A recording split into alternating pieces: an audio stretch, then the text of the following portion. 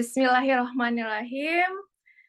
Mentari terbit belumlah tinggi. Nasi dimasak pakai daun pepaya. Karena sudah pukul 10 pagi, lewat 4 menit, saya izin membuka acara ya. Assalamualaikum warahmatullahi wabarakatuh. Selamat pagi para bunda dan pendidik semuanya. Semoga dalam keadaan sehat ya. Yuk, yang bisa on cam, silakan nyalakan kameranya ya, biar nggak merasa sendiri nih. Oke, terima kasih Bunda. Yang nggak bisa nggak apa-apa kok. Yang penting, Bunda dan para pendidik semua bisa aktif dalam diskusi pada pagi hari ini. Alhamdulillah, bersyukur pada pagi hari ini kita berkesempatan kembali bertemu kembali di hari kedua Edu Fitrah Fest. Kali ini bersama saya, panggil saja Mila, selaku moderator yang akan membersamai Bunda dan pendidik dalam sesi materi Edu Fitrah Fest yang pertama, yaitu pentingnya memesonakan dan mempersonalkan. Sebelum kita mulai, kami harap Bunda dan para pendidik semuanya sudah siap, sudah memposisikan diri senyaman mungkin, mempersiapkan alat tulis yang diperlukan, dan mengkondisikan anak serta kegiatan domestik lainnya agar acara kita berjalan dengan lancar, dan Bunda serta pendidik lainnya bisa menyimak dengan seksama materi yang akan disampaikan dari awal sampai akhir. Baiklah, sebelum untuk memulai kegiatan kita pada pagi hari ini, hendaknya kita membaca basmalah bersama-sama. Bismillahirrahmanirrahim. Selanjutnya, kami juga ingin menyampaikan ucapan terima kasih kepada para sponsor dan media partner yang juga sudah hadir pada pagi hari ini. Dan acara Edu Fitrah Fest kali ini disupport sepenuhnya oleh Fitrah World Movement. Terima kasih kepada para perwakilan sponsor yang sudah hadir pada pagi hari ini seperti More Life Official, Bugio Clothing, Nafi School, ada Talasa Kids, Rabani Ciputat, ada Batuta Kids, My Arwa, HA Books, Suka Hijabku, Quran for Kids, Yomi Kids, Alfa Arena, Mini Me Time, dan media partner kita ada Quran Best Play, Mom Milenial, Komunitas Bunda Kreatif, Tumbuh Berfitrah, Fitrah Play, Keluarga Hebat, Sharing Keluarga, Komunitas Teman Mama, serta Free Teacher. Terima kasih untuk media partner dan para sponsor yang sudah hadir pada pagi hari ini. Baik, Bunda dan para pendidik yang dirahmati Allah Subhanahu wa Ta'ala, mau tanya dulu nih, sudah siap belum untuk menerima dan memahami materi kita pada pagi hari ini? Boleh dong tulis di komentar di kolom chat satu kata yang mewakili perasaan Bunda saat ini. Oke, bismillah, siap, insya Allah siap, alhamdulillah.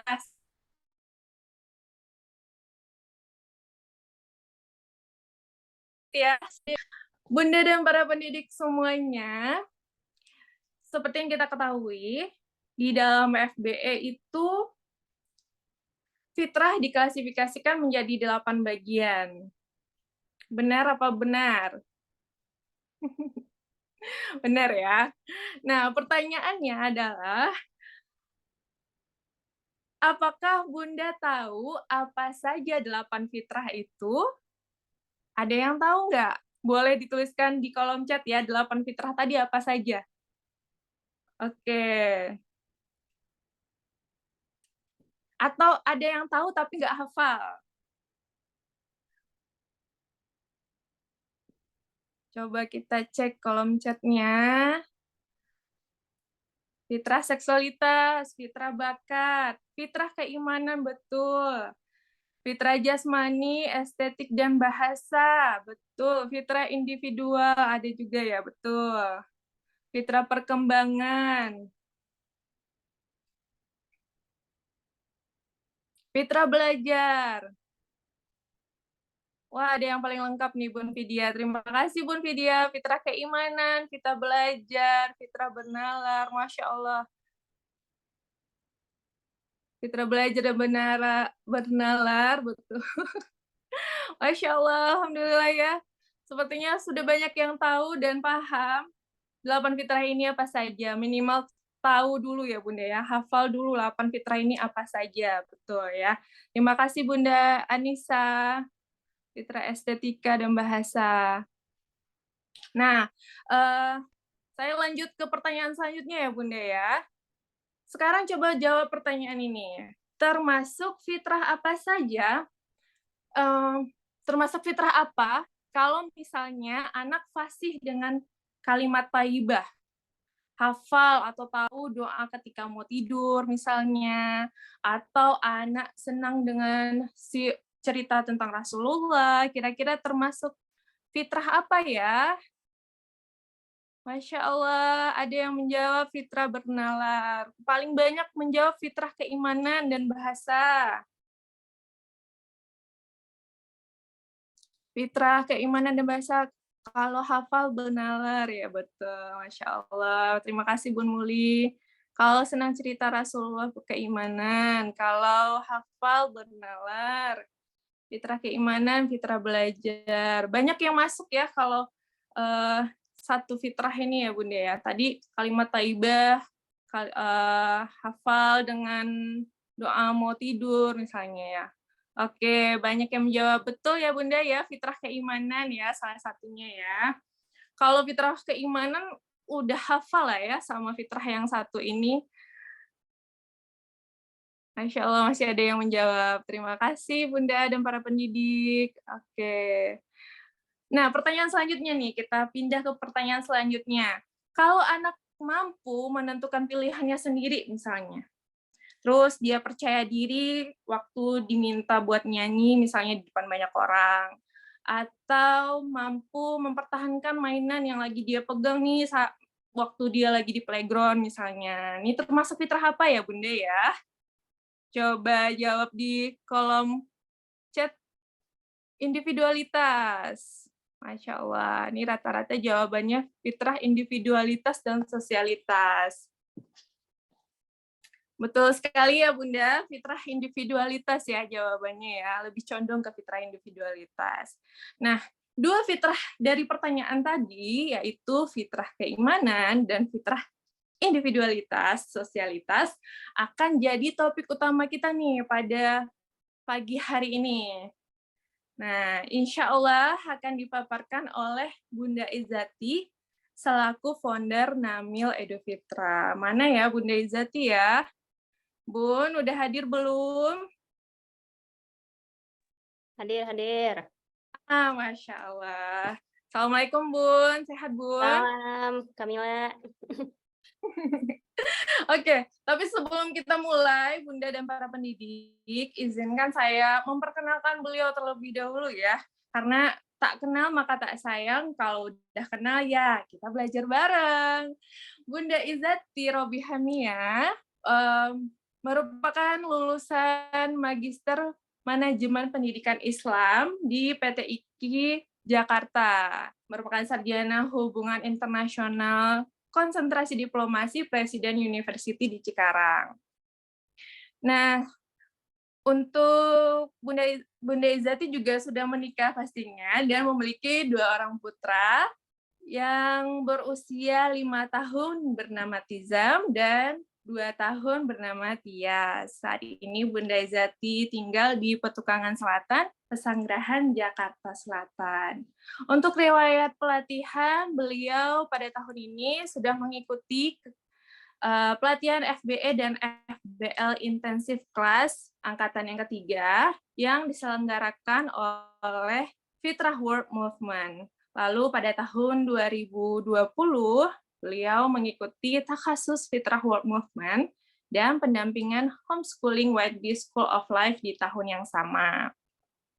Nah, selama mempelajari dan mendalami ilmu tentang konsep FBE ini, serta mengaplikasikannya langsung kepada anak-anak beliau, alhamdulillah hasilnya sudah mulai tampak ya Bunda Izati, terutama pada Tizam ya Bun. Seringkali kita lihat story Bunda Izati bahas tentang Tizam, perkembangan fitrahnya Tizam, Masya Allah.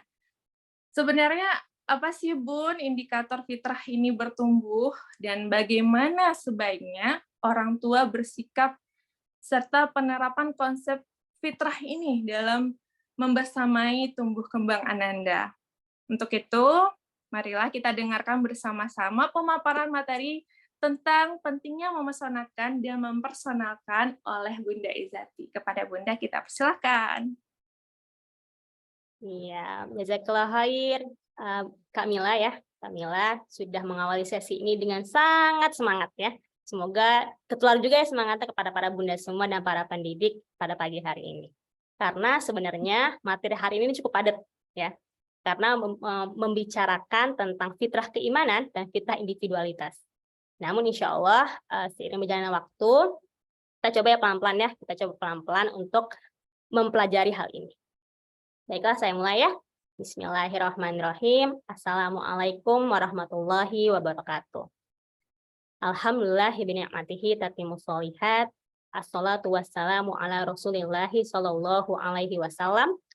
Rabbi shrah li sadri wa yassir li amri wahlul 'uqdatam min lisani yafqahu qawli. Rabbi zidni ilman warzuqni fahman. Amin amin ya rabbal alamin. Selamat datang, saya ucapkan kepada para bunda dan pendidik pengemban amanah fitrah Ananda. Alhamdulillahirrahmanirrahim, pada kesempatan kali ini kita akan memulai materi pertama dalam rangkaian kegiatan Edu Fitrah Fest. Insya Allah selama 45 menit ke depan, saya akan mengajak bunda dan para pendidik untuk menyadari pentingnya mempesonakan dan mempersonalkan anak usia dini. Hal ini penting ya, untuk kita ketahui sebagai landasan dalam menumbuhkan fitrah keimanan dan fitrah individualitas dan sosialitas pada konsep fitrah-based education. Seperti yang tadi ya Kak Mila sampaikan, bahwasanya aktivitas yang anak lakukan ternyata memenuhi indikator fitrahnya. Sehingga insya Allah pada kesempatan kali ini kita akan membahas hal tersebut satu persatu. Nah, sebelum saya mulai memasuki materi, saya ingin bunda dan para pendidik untuk menyiapkan ruang, ya, ruang dalam pikiran dan dalam hati untuk menerima ilmu ini. Karena bisa jadi materi yang akan disampaikan ini merupakan hal yang berbeda dari yang selama ini bunda dan pendidik ketahui. Ya, karena jujur aja, saya pribadi saat awal bertemu dengan konsep FBE ya di tahun 2020 itu, ya, sempat mengalami fase denial. 2018 malah sejak saya memiliki anak gitu ya. Sempat merasa denial dengan konsep ini karena saya merasa waktu itu bahwa konsep tersebut beberapa hal mengcounter apa yang selama ini mungkin saya pahami gitu ya. Yang mungkin selama ini secara turun-menurun diajarkan kepada kita, ternyata dalam konsep FBE dipatahkan gitu ya. Sehingga saat itu saya menolak gitu. Namun seiring waktu saya menyadari bahwa apa yang saya ragukan tersebut justru membuat saya mencari hakikat dari konsep ini dan membuat saya yakin untuk terus mendalaminya. Karena ternyata semakin didalami, semakin membuat saya tenang, gitu ya, terutama dalam bersamai. Sehingga sebelum kita membicarakan lebih dalam ya, bagaimana dalam memfasilitasi anak atau menumbuhkan fitrah anak, kita hendaknya memahami terlebih dahulu hakikat dari fitrah itu sendiri. Kenapa Allah membekali fitrah tersebut kepada diri anak, dan kenapa fitrah tersebut harus kita rawat dengan pendekatan yang berbeda. Nah, oleh karena itu, saya izin share screen dulu. Bentar.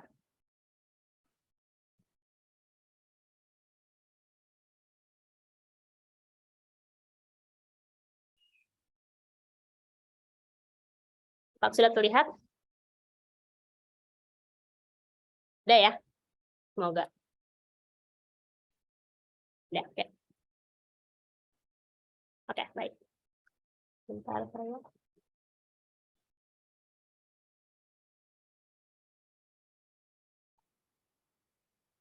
Oke. Nah, insya Allah di materi pertama ini kita akan melihat kembali hakikat dari fitrah keimanan dan fitrah individu pada anak usia dini. Yuk, sebelum kita mulai, malah kita baca Bismillah. Bismillahirrahmanirrahim. Sebelum saya melanjutkan, gitu ya, saya ingin menekankan bahwa saya bukanlah seorang ahli atau pakar dalam bidang ini. Bahwasanya apa yang saya sampaikan nanti merupakan hasil pembelajaran dan pengalaman yang saya dapatkan dan praktekkan selama ini. Sehingga referensi utama yang saya gunakan adalah buku Fitrah Based Education, kelas intensif FBA, materi pendampingan homeschooling White B, dan referensi lainnya yang saya sebutkan dalam modul ini.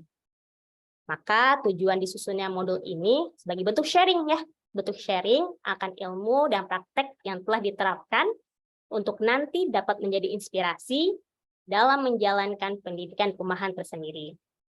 Diharapkan ya teman-teman semua, para Bunda dan pendidik, tidak menyebarkan modul ini di luar event Edu Putra Fest tanpa seizin kami. Selanjutnya, sebelum kita membahas lebih lanjut ya, kita renungkan sebentar ya kutipan yang disampaikan oleh Ustadz Haris Santosa Allahu yarham. Bahwasanya kesalahan fatal kita sebagai orang tua dan pendidik adalah ketika kita tidak pernah berhenti sejenak. Ya, tidak pernah berhenti sejenak meluangkan waktu untuk merenung dan merefleksikan sendiri hakikat, misi dan visi ideal pendidikan yang dikaitkan dengan tujuan penciptaan dan misi kehidupan. Ustadz Haris Santosa, dari Ustadz Haris Santosa Allahu yarham. Tentu kita sadari ya bahwa mungkin selama ini pendidikan kita terjadi dikotomi. Adanya pemisahan antara ilmu agama dan ilmu umum misalnya. Sehingga membuat kita ketika belajar seringkali gitu ya tidak mengingat kembali hakikat dari pendidikan itu sendiri. Sehingga dari kutipan ini kita diminta untuk mengingat apa yang selama ini mungkin telah kita ajarkan kepada anak, apa yang selama ini kita telah berikan kepada anak, apakah sudah sesuai hakikat pendidikan dalam Islam? Apakah sudah sesuai dengan misi visi ideal pendidikan dalam Islam? Dan apakah yang telah kita berikan tersebut selaras ya atau berkorelasi dengan tujuan penciptaan dan misi kehidupan? Maka pentingnya bagi kita untuk memahami adanya fitrah dalam diri yang telah Allah berikan kepada kita, yang telah Allah tanamkan, yang disebutkan ya dalam surat Ar-Rum ayat 30, bahwasanya Allah menciptakan kita sesuai dengan fitrah. Namun kebanyakan kita tidak menyadari. Kebanyakan kita tidak menyadari inilah yang mungkin menurut saya merupakan sebuah teguran ya dari Allah, bahwasanya ketika kita mendidik gitu ya, atau kita mencari sesuatu yang kita butuhkan, seringkali kita mencari keluar dan mencari berbagai referensi yang bisa jadi tidak sesuai dengan fitrah kita. Maka alhamdulillah dengan hadirnya Bunda dan pendidik semua di sini, semoga menjadi sebuah wasilah ya bagi kita semua untuk kembali pada fitrah yang telah Allah tanamkan pada diri kita. Berikutnya, sebagaimana yang tadi sudah Kak Mila sampaikan di awal ya, mengenai adanya 8 aspek fitrah dalam diri manusia di dalam konsep Fitrah Based Education. Nah, 8 aspek fitrah ini diilustrasikan sebagai sebuah lingkaran yang memiliki warnanya masing-masing. Sebenarnya terdapat begitu banyak referensi dan sumber mengenai fitrah, mulai dari penjelasan dalam Al-Quran, hadis Rasul, pendapat para ulama, dan tokoh, serta berbagai referensi lainnya. Sehingga biiznillah misi hidup yang Allah berikan kepada Ustadz Haris Santosa Allahu yarham dalam menggagas konsep ini selama 15 tahun ya, sampai saat ini bisa kita pelajari. Semoga ya apa yang beliau lakukan selama hidupnya menjadi amal jariah bagi beliau di akhirat nanti. Amin, amin ya rabbal alamin. Maka di sini kita bisa melihat ya bahwa 8 aspek fitrah ini sejatinya mengizinkan kita untuk dapat lebih memahami diri anak sebagai seorang makhluk yang Allah ciptakan. Seperti hanya adanya fitrah keimanan yang membuat anak dapat mengenal kembali Tuhannya. Ya, ada fitrah bakat yang membuatnya berbeda daripada yang lain. Ada juga fitrah belajar yang membuat anak dapat terus bergairah untuk mengenal dunia dan sekitarnya. Ada juga fitrah individualitas dan sosialitas yang membuat anak merasa percaya diri terhadap dirinya dan bersedia untuk bersosialisasi. Kemudian, yang kelima, ada fitrah jasmani yang membuat anak merasa nyaman dengan fisik yang ia miliki. Keenam, ada fitrah seksualitas dan generatif yang membuat anak menyadari identitas dirinya sebagai laki-laki atau perempuan. Lalu, ada fitrah estetika dan bahasa yang membuat anak merasa senang dengan keindahan dan membuatnya nyaman dalam berekspresi. Dan terakhir, ada fitrah perkembangan yang menunjukkan bahwa perkembangan anak merupakan sunnatullah yang memiliki tahapannya tersendiri. Nah, pada aplikasinya, 8 fitrah ini saling bersinergi gitu ya, dan hendaknya ditumbuhkan setiap hari dengan kegiatan yang beragam. Seringkali mungkin kita merasa bahwa fitrah anak tumbuh pada satu kegiatan saja yang mungkin kita rencanakan. Lalu ketika anak melakukan aktivitas lain di hari tersebut, kita terlewat untuk mengobservasi fitrah yang tumbuh. Padahal, jika kita bersedia untuk mengamati dan mengobservasi apa yang anak lakukan pada hari tersebut, tentu kita akan menyadari bahwa akan ada banyak sekali fitrah yang tumbuh pada diri anak di hari tersebut. Tuh. Sehingga pada kesempatan kali ini, saya ingin bertanya nih pada Bunda semua, apakah sudah siap untuk mengenal 2 fitrah yang akan kita bahas hari ini? Ayo, udah siap belum untuk mengenal 2 fitrah yang akan kita bahas pada hari ini sebagai bekal untuk mengobservasi anak? Baca, bismillah, siap. Masya Allah, siap ya? Bismillahirrahmanirrahim. Nah, hal pertama yang akan saya sampaikan ya, mengenai fitrah keimanan dan fitrah individu adalah make them amazed. Buat mereka takjub. Nah, kalimat ini merupakan pembuka dari fitrah keimanan dan individualitas yang akan kita bahas hari ini. Kedua fitrah ini penting ya untuk kita pahami hakikatnya agar kita dapat membuat anak takjub. Takjub kepada Tuhan yang menciptakan tubuhnya dengan begitu sempurna. Takjub kepada hewan yang Allah ciptakan dengan begitu indahnya. Bahkan takjub pada ketenangan yang mungkin ia rasakan ketika melakukan sesuatu yang mungkin tidak sengaja ia lakukan.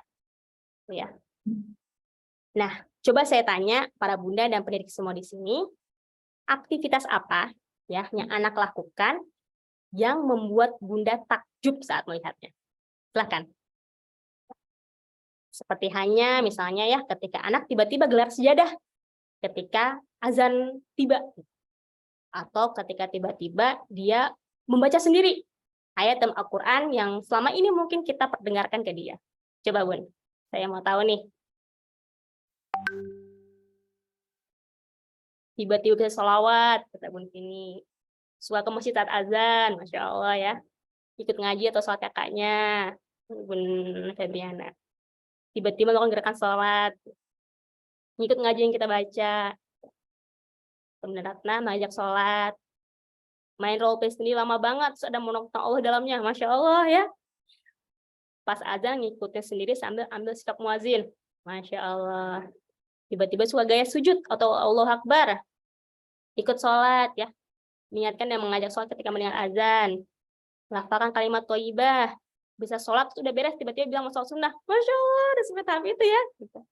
Ikut sholat, tiba-tiba ngajinya lancar, wah.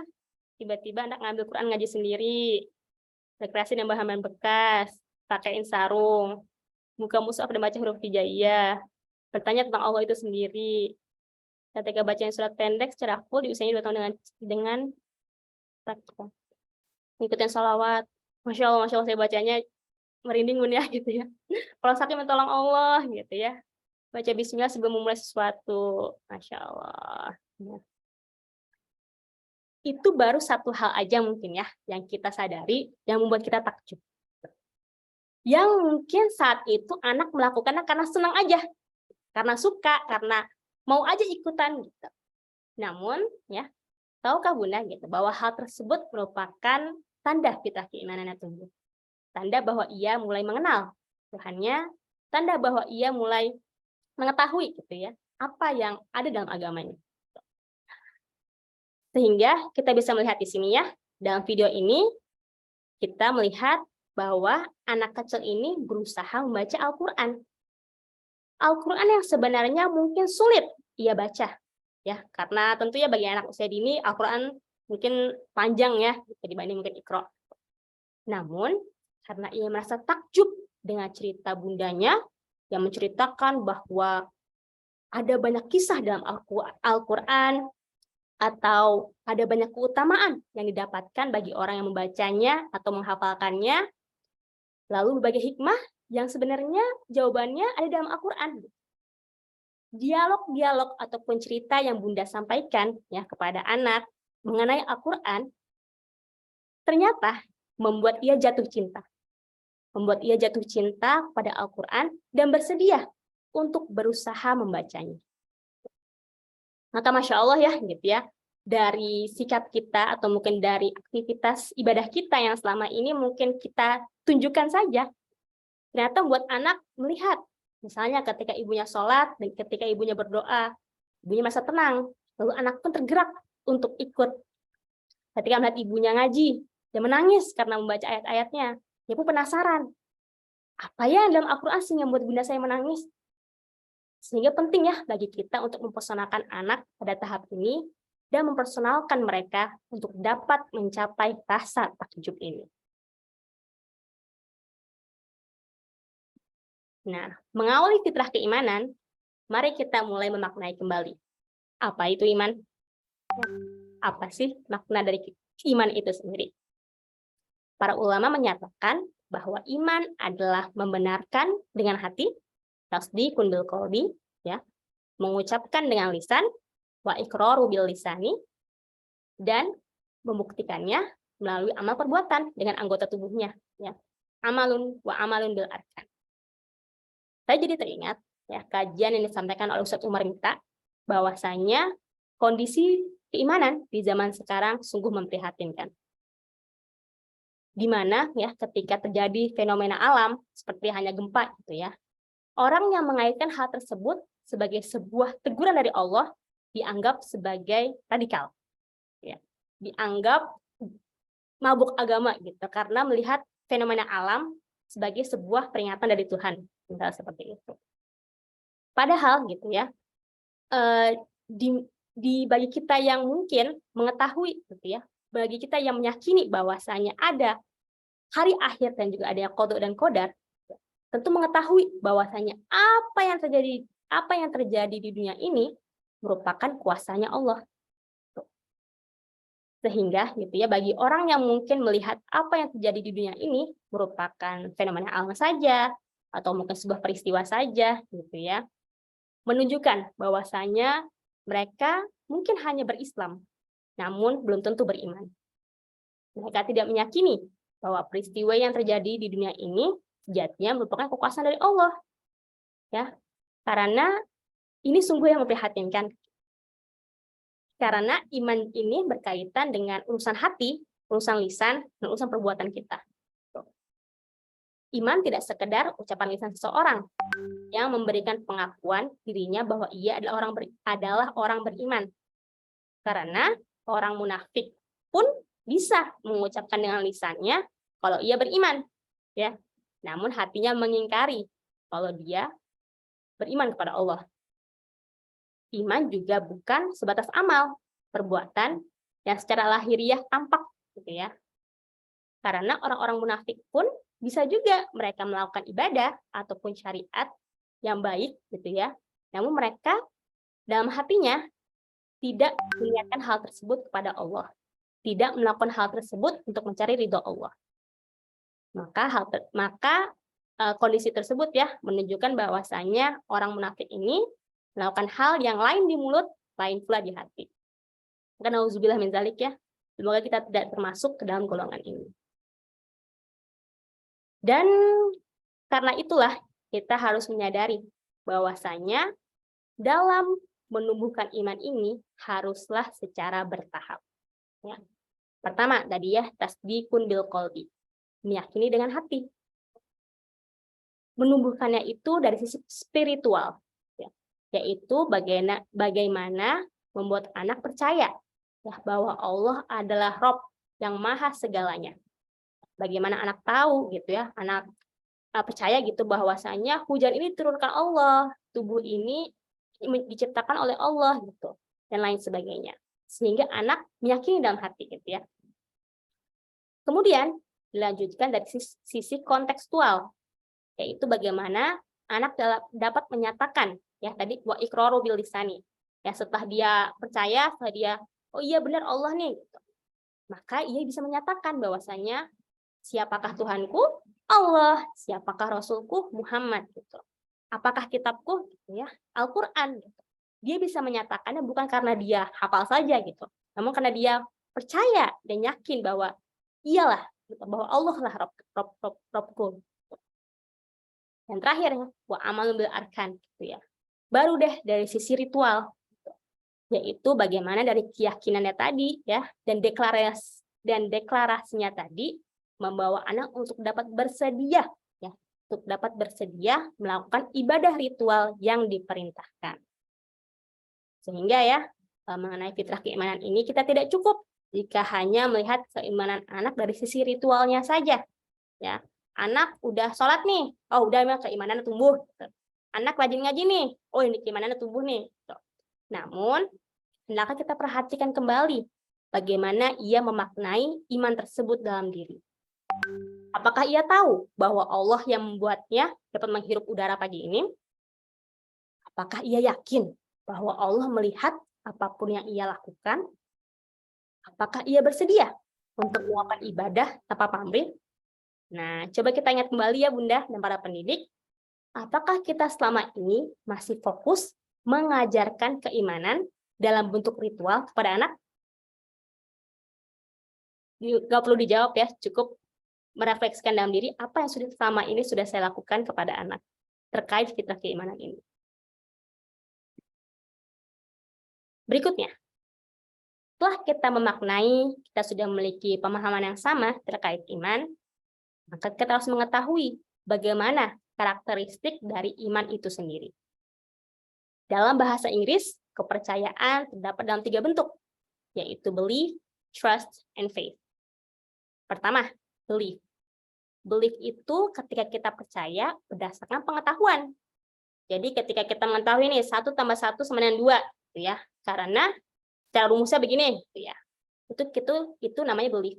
Kita mengetahui karena adanya pengetahuan, adanya pembuktian mengenai hal tersebut.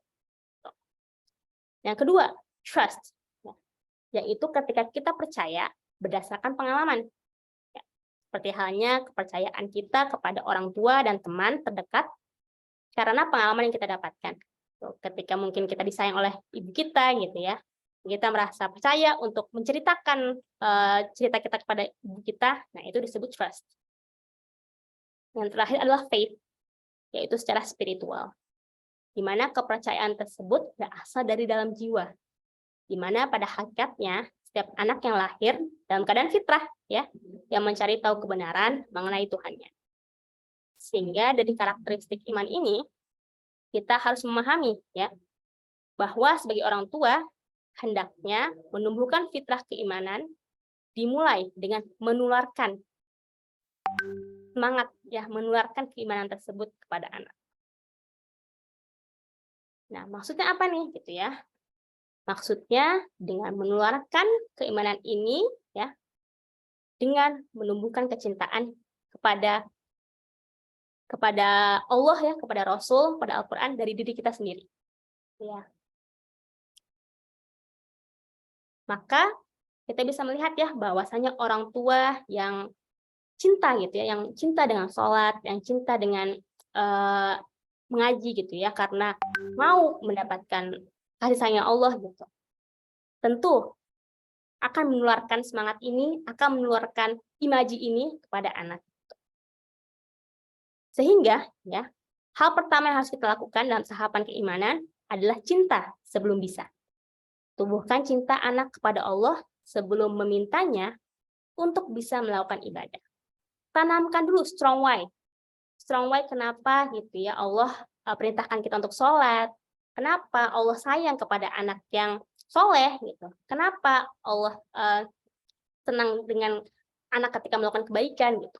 Jelaskan dulu, paparkan dulu, berikan dulu dialog-dialog iman gitu ya yang membuat anak mengetahui bahwasanya apa yang ada dalam Islam ini gitu ya, apa yang telah Allah atur ini semuanya baik gitu ya, semuanya membuat ia merasa senang gitu. Sehingga orientasinya kepada akhirat, orientasinya kepada Allah. Jadi ketika misalnya anak sakit gitu, bukan sebuah musibah sebenarnya ya, tetapi jika kita melakukan dialog iman, bahwasanya ketika anak sakit, sesungguhnya Allah sedang sayang kepada anak agar ia bisa beristirahat. Lalu ketika mungkin ketika anak tidak mendapatkan sesuatu gitu, ya berdoa gitu agar Allah kabulkan gitu. Dialog-dialog sederhana ini ya harapannya dapat menanamkan kepada alam bawah sadar anak gitu ya, bahwasanya apa yang ia lakukan gitu hendaknya meminta kepada Allah gitu. Apa yang terjadi pada dirinya sesungguhnya merupakan kuasa dari Allah dan lain sebagainya. Yang kedua, mau sebelum mampu gitu ya. Perhatikan kemauan anak sebelum ia mampu melakukannya. Bangunlah kemauan untuk melakukan ibadah dengan membangun suasana yang membuatnya takjub.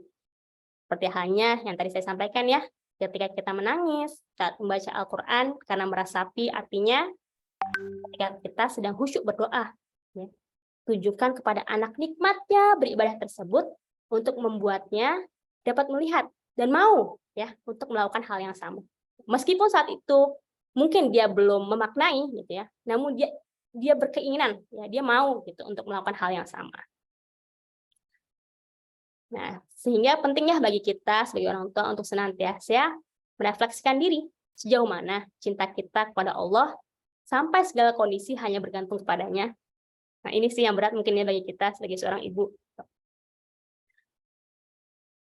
Karena mungkin saya mau sedikit cerita ya, saya sendiri merasakan betul bagaimana rasanya belajar kembali agama ini, ilmu agama ini. Meskipun saya dulu 6 tahun di pesantren gitu ya, saat ini saya belajar kembali nih mengenai hakikat dalam Islam.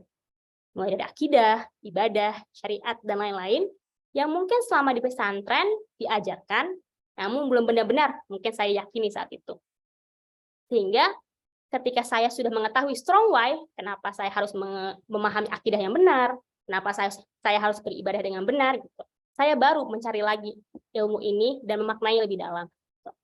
Sehingga mungkin inilah realita kita saat ini ya, di mana kita dulu diajarkan langsung pada ritual tanpa ditanamkan terlebih dahulu strong why kenapa kita harus melakukan ibadah tersebut. Nah, harapannya ya, ketika kita sudah memahami tahapan keimanan ini, kita dapat memutus rantai yang melihat keimanan itu berdasarkan ritual ya, menjadi kembali lagi pada keimanan berdasarkan cinta, terutama pada anak usia dini ya. Sehingga ketika dia sudah cinta, dia akan bersedia untuk melakukan apapun yang diperintahkan di fase berikutnya. Nah, di sini ya tadi ya, keimanan bukan ritual. Cerita pesantren saya tadi mungkin relate ya dengan teman-teman yang memiliki pengalaman yang sama. Karena mungkin di pesantren kita klasikal, rame-rame gitu. Di mana kurikulumnya memang fokus kepada agama, gitu. Namun hanya fokus pada pengajaran, ya, bukan menumbuhkan kesadaran seperti itu. Disinilah kita bisa melihat adanya perbedaan antara keimanan yang diajarkan secara ritual dan diajarkan secara spiritual. Ya. Kalau secara ritual kita bisa melihat bahwasanya hal tersebut berangkat dari pembiasaan. Ya. Orang bilang mah kepaksa lama-lama jadi biasa kok. Gitu ya. Cuma dalam hal keimanan ini, terutama pada anak usia dini, hendaknya kita berangkat dari kecintaan. Ya, berangkat dari kecintaan. Sehingga kita tidak tidak membuat anak tuh melakukan hal tersebut karena harus aja gitu, atau secara fisik aja gitu. Namun juga secara ruhaninya gitu. Ia sadar kenapa ia melakukan hal tersebut gitu. Dan ia senang ketika melakukannya. Kemudian mengukur dari perilaku. Ya. Mengukur dari perilaku. Oke. Ya, mengukur dari perilaku. Di mana kita bisa melihat juga ya bahwasanya ritualitas ini, jika keimanan dimulai dengan ritualitas ya dari pembiasaan tadi, maka tentu kita akan mengukur dari perilaku. Dia kan biasanya sholat gitu, sehingga kita melihat perilakunya, oh dia rajin sholat nih, dia kan sering ngaji gitu. Oh dia soleh nih karena sering ngaji. Maka perilaku ini yang dilihat sebagai bentuk dari keimanan. Padahal belum tentu ya ketika perilaku tersebut atau hal yang terlihat tersebut gitu ya merupakan tanda iman. Karena jika secara spiritualitas keimanan itu diukur dari girohnya, dari niatnya, ya. Dari niat dia dalam melakukan ibadah tersebut. Apakah ia melakukannya karena Allah, gitu? Apakah ia melakukannya karena mau mendapatkan pahala dari Allah, dan lain sebagainya. Kemudian yang ketiga, mengajar jumlah atau kuantitas. Kita bisa melihat ya bahwasanya ketika pembiasaan ya akan membuat kita melihat anak melihat sebanyak apa bisa dia membaca Al-Qur'an gitu. Lalu sesering apa bisa dia melaksanakan sholat sunnah gitu. Sehingga orang-orang akan mengejar gitu ya, atau anak yang dilandasi dengan pembiasaan tersebut akan fokus pada banyaknya dia melakukan ibadah. Padahal ya kita tahu bahwasanya hal terpenting dalam ibadah, hal terpenting dalam keimanan adalah kualitas. Ya. Dari kualitas yang dimana ketika melakukan ibadah tersebut secara totalitas. Gitu. Sehingga ini ya yang tadi saya sampaikan, begitu penting bagi kita untuk membedakan apa yang menjadi dampak dari keimanan yang dilaksanakan secara ritual dan yang secara spiritual. Kemudian keempat ya, tidak berdampak pada akhlak. Sudah jelas ya, jika pembiasaan dan motivasi dari luar diri tidak akan memberikan dampak pada akhlak karena dilandasi tadi pada kebiasaan dan keharusan yang sebelumnya tadi ditanamkan. Insya Allah jika dilandasi kecintaan, maka akan berdampak pada akhlak karena anak merasa senang dan bersedia dalam melakukannya. Nah, poin terakhir ya, taat dan cinta kepada yang memerintah. Kalau spiritualitas, taat dan cinta kepada ibadah atau Allah. Kita bisa melihat ya bahwasanya ini merupakan konsekuensi ya dari kedua hal ini. Jika seseorang ya melakukan ibadah karena hanya taat dan cinta kepada yang memerintah, nah ketika orang tersebut tidak ada atau tidak hadir pada saat itu, dia bisa aja meninggalkan hal tersebut. Oh, mumpung ibu saya nggak ada nih, saya nggak usah sholat deh gitu. Mumpung guru saya nggak masuk nih, saya nggak usah ngaji deh gitu. Maka tentu jika kita melandasi dengan spiritual ya berdasarkan kecintaan tadi, anak akan tumbuh taat dan cinta kepada ibadah atau Allah itu sendiri gitu ya. Sehingga ketika ia melakukannya, ia merasa senang ya.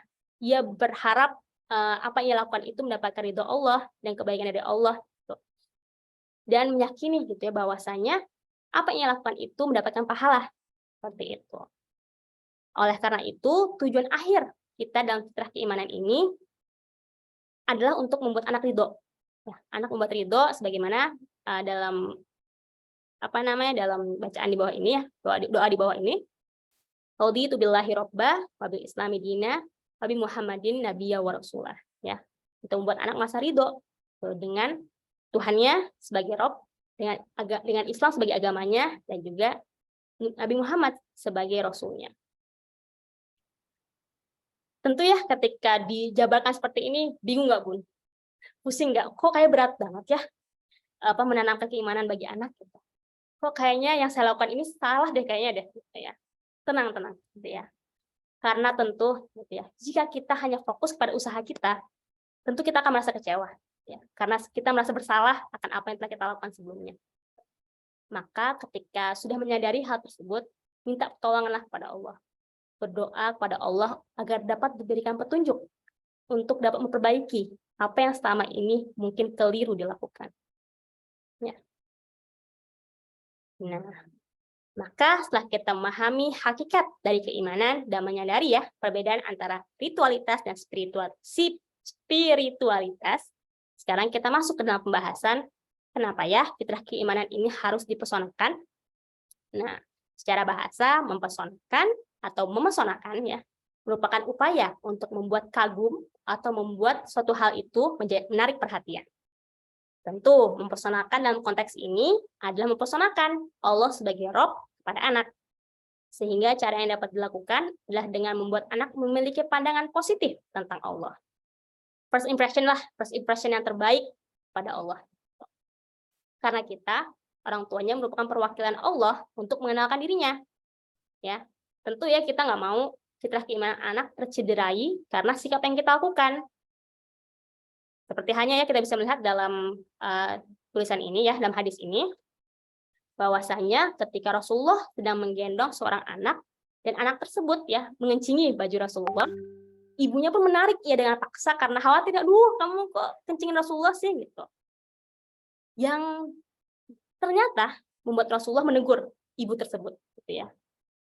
Di mana hadisnya ya, sesungguhnya baju yang kotor ini bisa dicuci dan dihilangkan kotorannya, namun siapa yang bisa menghilangkan kekeruhan jiwa seorang anak atas bentakan dan renggutan yang kasar yang telah dilakukan kepadanya. Nyesek nggak Bun gitu ya. Bahwasanya Rasulullah bukannya memaklumi, iya nih karena dikencingin jadinya mungkin diambil sama ibunya gitu. Rasul justru menegur ibunya gitu ya. Ya. Bahwa dari sikap ibu tersebut ternyata gitu ya menunjukkan respon yang negatif pada anak. Yang mungkin hanya sepersekian detik kita lakukan gitu ya. Namun bagi anak itu bukan hal yang dapat membuatnya merasa sedih gitu ya, atau mungkin membuat dia merasa kayak kok aku kasar banget sih misalnya kayak gitu ya. Gitu. Yang bisa jadi akan tersimpan ke dalam memorinya gitu ya sampai ia besar nanti gitu. Bahwasanya ibunya kasar kepadanya. Nah, jangan sampai ya gitu. Imaji positif mengenai Allah yang selama ini telah dibekali dalam fitrah tercederai begitu saja karena sikap kita yang bisa jadi tanpa sadar kita lakukan. Gitu. Siapa di sini nih yang suka marahin anaknya tanpa sengaja? Jujur ya, pasti kita pernah ya marahin anak nggak sengaja kita nadanya tinggi gitu. Lalu kita menyesal gitu. Sehingga pentingnya bagi kita untuk meminta maaf ketika melakukan hal tersebut. Karena tentu yang salah itu ibunya, bukan Allah gitu ya. Yang salah itu ibunya, dan jangan sampai gitu ya marahnya kita gitu karena anak mungkin ganggu kita sholat gitu, atau mungkin karena kita jadi nggak bisa ngaji gitu ya, membuat ia merasa oh Allah nih soalnya yang perintahin ibu buat sholat, jadi aku nggak bisa, jadi aku dimarahin. Nah, jangan sampai kayak gitu ya. Sehingga kita minta maaf lah kita kepada anak ketika melakukan hal tersebut. Nah, lalu yang kedua di sini ya kita bisa melihat dari pernyataan Bunda Eli Risman bahwa dalam upaya mempersonalkan ini valid ya untuk kita lakukan karena anak berada di fase pusat perasaan. Ya. Pintar ada waktunya, kata Bunda Eli. Karena yang berkembang adalah pusat perasaan. Anak usia dini harus menjadi anak yang bahagia, bukan menjadi anak yang pintar. Nah, karena tentu kita sadari ya bahwa sejak kecil ya, pas kita kecil pasti kita nggak bakal ingat nih apa yang diajarkan oleh orang tua kita. Entah itu mungkin pelajaran matematika atau mungkin pelajaran yang bersifat kognitif gitu. Yang mungkin kita ingat justru adalah ketika senangnya kita ketika diajak ayah misalnya ke kebun binatang, ketika kita dipeluk sama bunda ketika kita merasa takut. Nah, ini mungkin yang justru berbekas kepada diri anak karena memang pada anak usia dini fokusnya adalah kepada perasaan, ya. otaknya lebih banyak mencerna perasaannya yang ia dapatkan gitu ya, dibanding dengan ilmu yang dia ketahui gitu ya, seperti itu. Maka jangan terburu-buru ya untuk kita membuat anak pintar dan bisa. Namun fokus kepada bagaimana memberikan banyak kenangan indah kepada anak dalam menaroknya. Hingga yang terakhir nih ya, pernyataan dari Ustadz Noman Alihan merangkum pembahasan tadi ya. Bahwasanya otak anak belum berkembang sepenuhnya untuk menangkap pelajaran. Mereka belajar dari pengalaman yang mereka rasakan ketika masih kecil. Dan saat besar nanti, mereka akan memanggil kembali kenangan tersebut dengan lebih bijak. Sehingga pentingnya bagi kita untuk membuat first impression yang baik tentang Allah kepada anak. Yuk, jadi media iklannya Allah pada anak ya. Kita jadi marketingnya Allah pada anak. Sehingga anak bersedia untuk mengikuti, bersedia untuk melakukan apa yang Allah perintahkan. Nah, masuk deh kita kepada framework. Panjang ya tadi intronya ya. Kenapa saya tadi fokus pada intronya dulu gitu? Agar kita mengetahui, oh di framework kenapa seperti ini? Karena alasannya di slide sebelumnya tadi yang saya bahas gitu. Nah, kita ketahui bahwasanya fitrah keimanan ini adalah ya karena setiap anak lahir dalam keadaan telah terinstal potensi fitrah keimanan. Bahkan pada setiap kita di alam rahim pernah bersaksi bahwa Allah sebagai Rabb. Peristiwa inilah yang Allah rekam di dalam Al-Quran pada surat Al-A'raf ayat 172. Kejadian ini membuat saya merinding ya ketika membayangkan bagaimana dalam satu ruang gitu ya, kita semua dikumpulkan ya. Lalu Allah minta persaksian gitu ya pada kita dengan bertanya, ya, bukankah aku ini Tuhanmu? Dan kita dengan serempak ya menjawab, betul. Alastu birabbikum. Betul, engkau Tuhan dan kami menjadi saksi. Nah, sebuah peristiwa di alam ruh yang mungkin tidak kita ingat sama sekali. Namun menjadi perjanjian pertama kita sejak diciptakan. Sehingga Allah menciptakan kita dengan fitrah keimanan ini sejatinya untuk membuat kita kembali kepada janji yang kita ucapkan terlebih dahulu. Yang kita ucapkan dulu. Ya. Dan di sini kita bisa melihat ya, golden age-nya ada di masa anak kita sekarang nih, di usia 0-7 tahun. Karena di masa inilah anak berada dalam fase tertinggi imajinasi dia, ya, dan juga abstraksi. Dan sebagaimana penjelasan saya di slide sebelumnya, bahwasanya otak anak berada pada pusat perasaan, sehingga mereka hendaknya merasakan kesenangan ketika mengenal Tuhannya. Di usia ini, fokusnya adalah menumbuhkan kecintaan sebelum mengajak kepada ketaatan. Keywordnya ini tumbuhkan kecintaan sebelum ketaatan. Nah, kecintaan untuk menumbuhkan kesediaan untuk taat, maka penting bagi orang tua untuk melakukan peran berikut. Nah, bisa dibaca ya. Berikut peran orang tua yang harus dilakukan. Ciptakan atmosfer kesolihan, seperti hanya bersukacita ya ketika mendengar azan, gitu. Mengajak anak sholat ke masjid, gitu. Bahkan sesederhana mengaji di tempat yang terlihat dan terdengar oleh anak. Ya. Kemudian menjadi teladan, mengkontekskan segala hal yang terjadi dalam hidup ini kepada Allah, ya, kepada Rasulullah dan kepada Islam. Dan terakhir ya, menghindari kisah-kisah mengenai neraka, hari akhir, dan Dajjal. Nah, dari observasi yang kita lakukan, ya, kita melihat bahwasanya dalam framework indikator awalnya apa? Anak antusias dan bergairah kecintaannya kepada Allah, Rasulullah, dan kebaikan Islam, sehingga dari kecintaan tersebut ia akan siap untuk diperintah pada tahap berikutnya. Nah, kalau tadi ya indikator fitrah yang tertulis dalam framework FBA yang lengkap itu. Nah, di sini saya akan mengajak bunda-bunda semua untuk mengetahui bagaimana cara ya mencapai indikator tersebut. Kalau secara framework kan kita bisa melihat ya, indikator awal anak masih antusias. Nah, bagaimana sih bisa mencapai antusias itu? Maka caranya pertama adalah untuk mengobservasi dan menyusun indikator yang ingin kita capai terlebih dahulu. Nah, di sini kita bisa melihat ya ada 3 tahap ya dalam penyusunan indikator. Tahap 1 merupakan indikator yang ingin kita lakukan kepada anak. Fokus di tahap 1 ini saya gunakan ketika anak saya berusia 2 tahun. Gitu. Jadi untuk anak yang usianya masih di bawah 3 tahun ya, di mana tahap 1 ini fokus kepada apa yang kita lakukan kepada anak setiap harinya dan menuliskan respon anak saat kita melakukannya. Seperti hanya tadi ya mengajak anak berdoa gitu, untuk mengobservasi bagaimana responnya ketika ia diajak berdoa. Nah, hal ini dilakukan karena anak di bawah 3 tahun masih belum dapat melakukan aktivitas yang dapat kita amati dengan jelas perkembangannya. Sehingga fokus di tahap 1 ini adalah mempesonakan anak melalui aktivitas yang kita lakukan bersamanya. Seperti itu. Nah, jika sudah kita lakukan dan melihat respon yang ia berikan, maka kita akan menemukan dampak dari ikhtiar kita tersebut ya, ikhtiar kita pada tahap 1 dengan tahap kedua ya. Dari yang sebelumnya ia dipaparkan gitu ya. Bisa jadi ya, dari paparan tersebut membuat anak yang tadinya diajak untuk berdoa aja setiap hari gitu ya. Kemudian dia bisa nih membaca doa pada kondisi yang tepat. Ya. Hal ini saya rasakan ketika anak saya yang sebelumnya yang pertama ya gitu ya. Ketika sebelumnya saya sering gitu ya mengajak dia untuk berdoa pada setiap kesempatan gitu.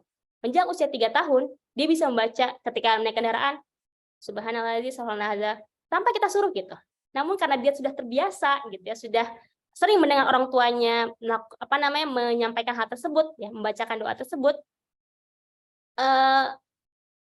tumbuh gitu ya, fitrah keimanan tumbuh dari yang sebelumnya dia hanya tahu menjadi mau untuk melakukan gitu. Nah, dari yang tahap kedua, maka lebih kompleks lagi di tahap ketiga.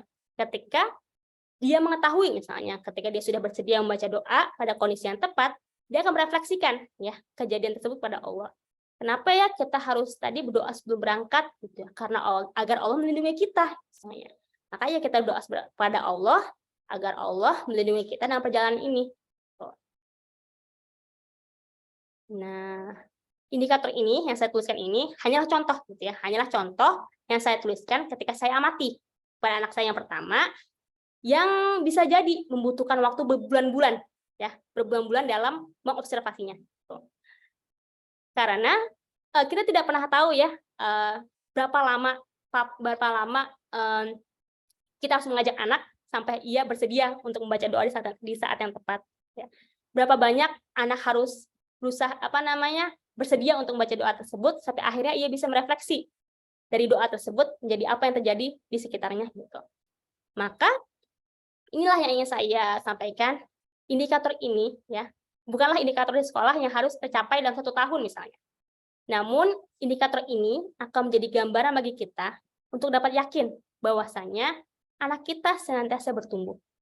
Fitrah dalam dirinya senantiasa bertumbuh asal kita fasilitasi dan kita observasi. Seperti itu. Nah, ini baru fitrah keimanan. Masih banyak nih, karena kita mau masuk fitrah individualitas. Nah, bagaimana? Sudah mulai kebayang nih tentang fitrah keimanan? Ya. Biar nggak ngepuh, biar nggak, pusing nih Bun, kita mau mencerna dulu. Nah, saya mau ajak bunda-bunda semua untuk bermain peran, untuk role play ya. Role play sebagai pengantar sebelum kita memasuki pembahasan di fitrah berikutnya, yaitu fitrah individualitas. Nah, coba kita bayangkan, kita lagi di mall, mungkin ya, lagi di mall atau mungkin lagi di toko baju anak, atau dimanapun yang ada baju anak. Nah, kita rencananya mau beli baju nih untuk si kecil.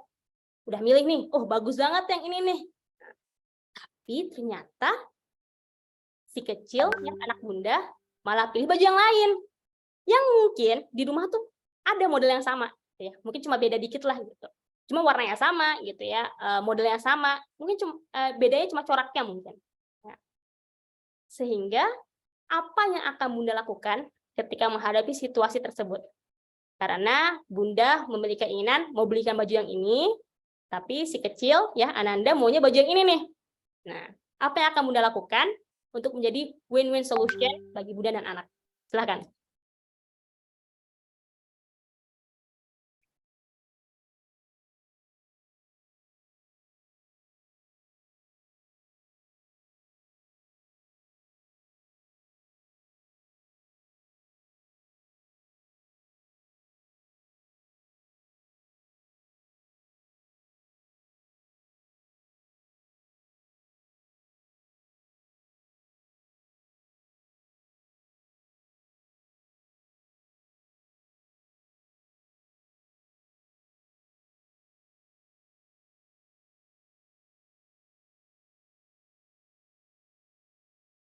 Oke, saya bisa melihat ya. Ajak diskusi ya. Pertama saya apresiasi dulu pilihannya, kemudian ajak negosiasi. Kalau out di dua-duanya, Masya Allah ya. Jelasin bajunya yang kayak gitu udah ada, terus kita pilih yang lain. Jadi dari yang kita pilih. Gitu. Ikut kata anaknya. Nurutin anak bajunya sesuai dengan nilai yang kita percaya. Ya, Masya Allah ya. Menghargai pilihannya, tapi ngasih pengertian kalau baju itu mirip sama baju yang di rumah. Ya. Oke, Masya Allah. Ini kasus pertama ya. Kasus pertama. Kasus kedua. Nah, saya nggak mau bilang itu benar atau salah ya. Saya mau tahu aja bagaimana pendapat Bunda. Ya. Nah, yang kedua, kita bisa melihat ya, ada dua anak sedang bermain. Anggaplah ini anak pertama dan anak kedua Bunda sedang bermain, atau anak Bunda bersama anak yang lain. Ya. Anak yang terlihat bermain ini, tiba-tiba anak Bunda mendominasi, ya, mendominasi mainan tersebut dengan merebut mainan dari orang lain, ya, dari anak lain tersebut, dari anak lainnya ini. Gitu. Nah, pasti berebutan kan? Nah, apa yang akan Bunda lakukan dalam situasi tersebut? Ketika keduanya saling memperebutkan sesuatu dan meminta kepemilikan. Silahkan.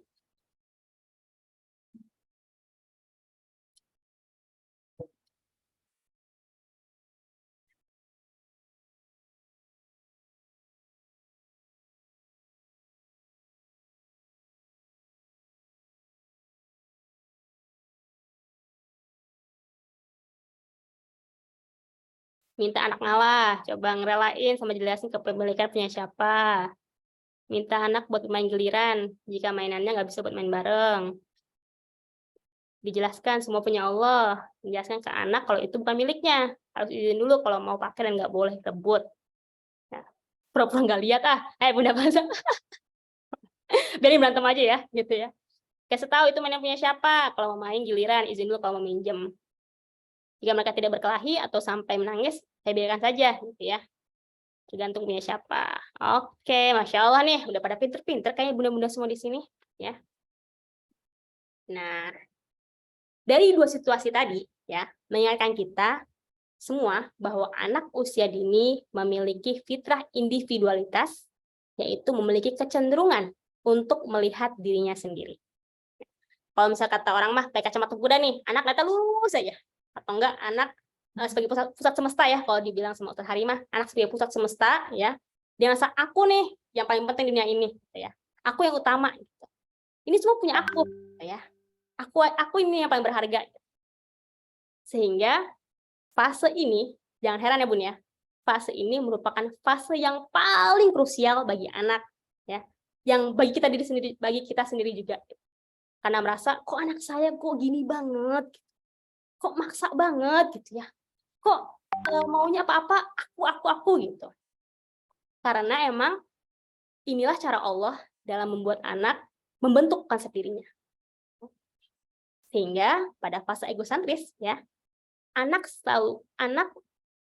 memiliki perasaan seperti ini nih yang disebutkan ya.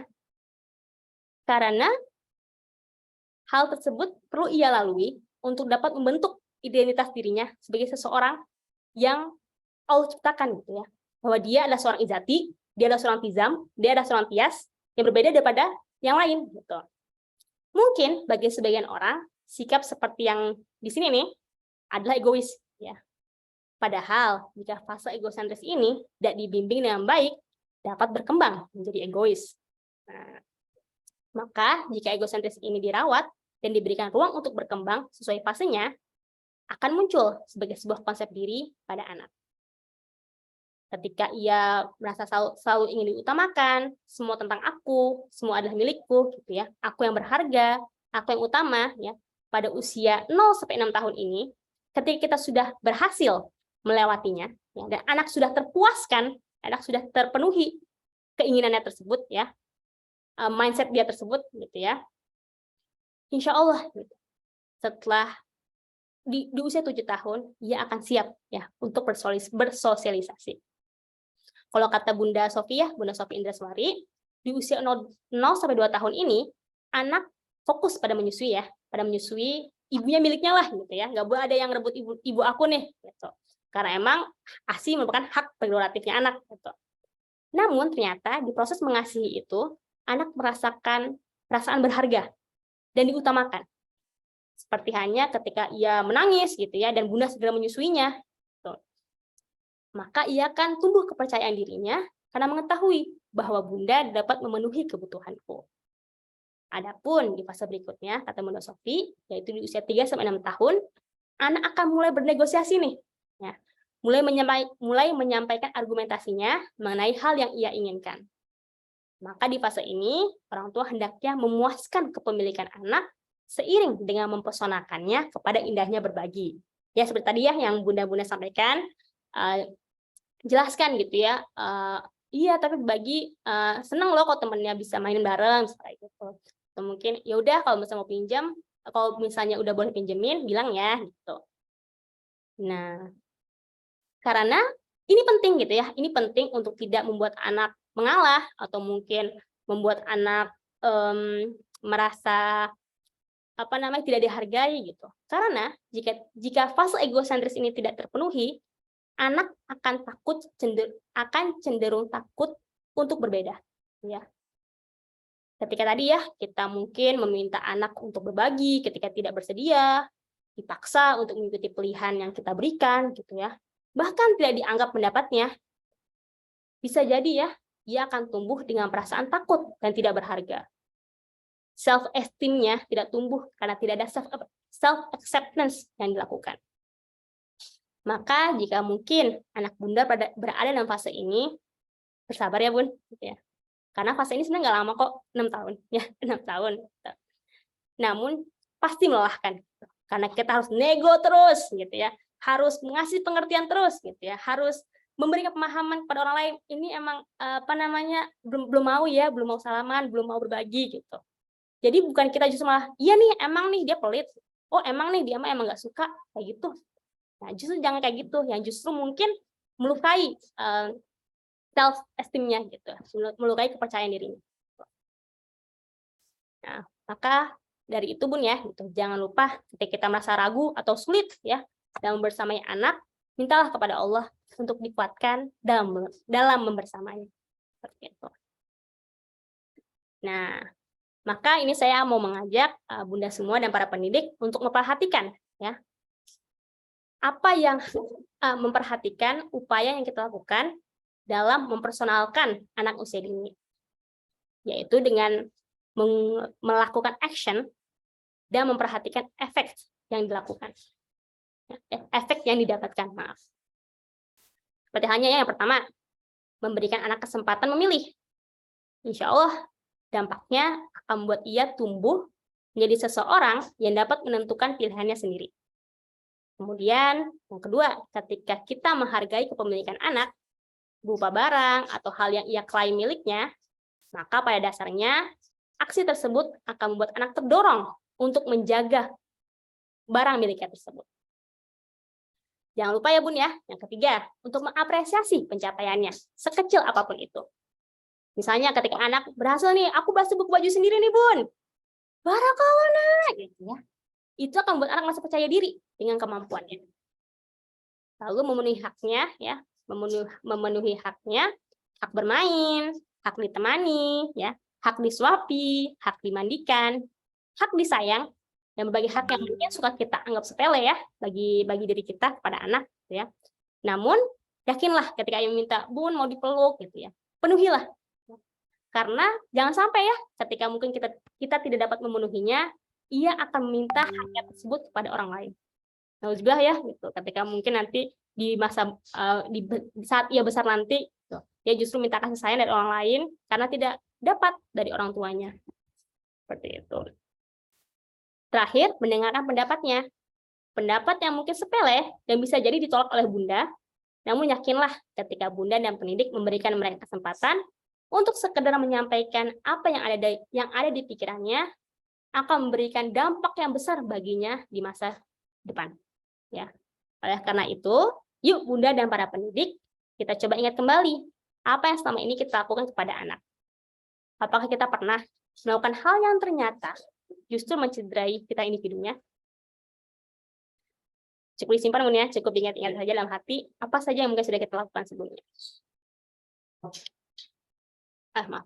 Nah, dari pembahasan tadi, tentu kita dapat memahami bahwa dalam fase egosentris, penting bagi kita sebagai orang tua untuk mempersonalkan anak. Baik dia kakak beradik, sesama murid, atau bahkan anak kembar pun, kita tetap harus membedakan kebutuhannya masing-masing. Mempersonalkan ini membuat pribadi dan membuat menjadi perseorangan. Sehingga apa yang kita lakukan kepada anak hendaknya sesuai dengan kepribadian yang mereka miliki. Seperti halnya anak saya ya, sang kakak suka makan, tapi porsinya sedikit, cuma sering, ya. Sedangkan sang adik makannya banyak sekali makan, gitu. Meskipun kita tahu misalnya anak yang makannya banyak ketika sekali makan itu lebih bagus ya, karena nggak repot mungkin kitanya ya, gitu. Cuma emang anaknya tipe yang small eater ya, tapi sering ini, tentu kita harus memfasilitasinya, harus membedakan. Gitu.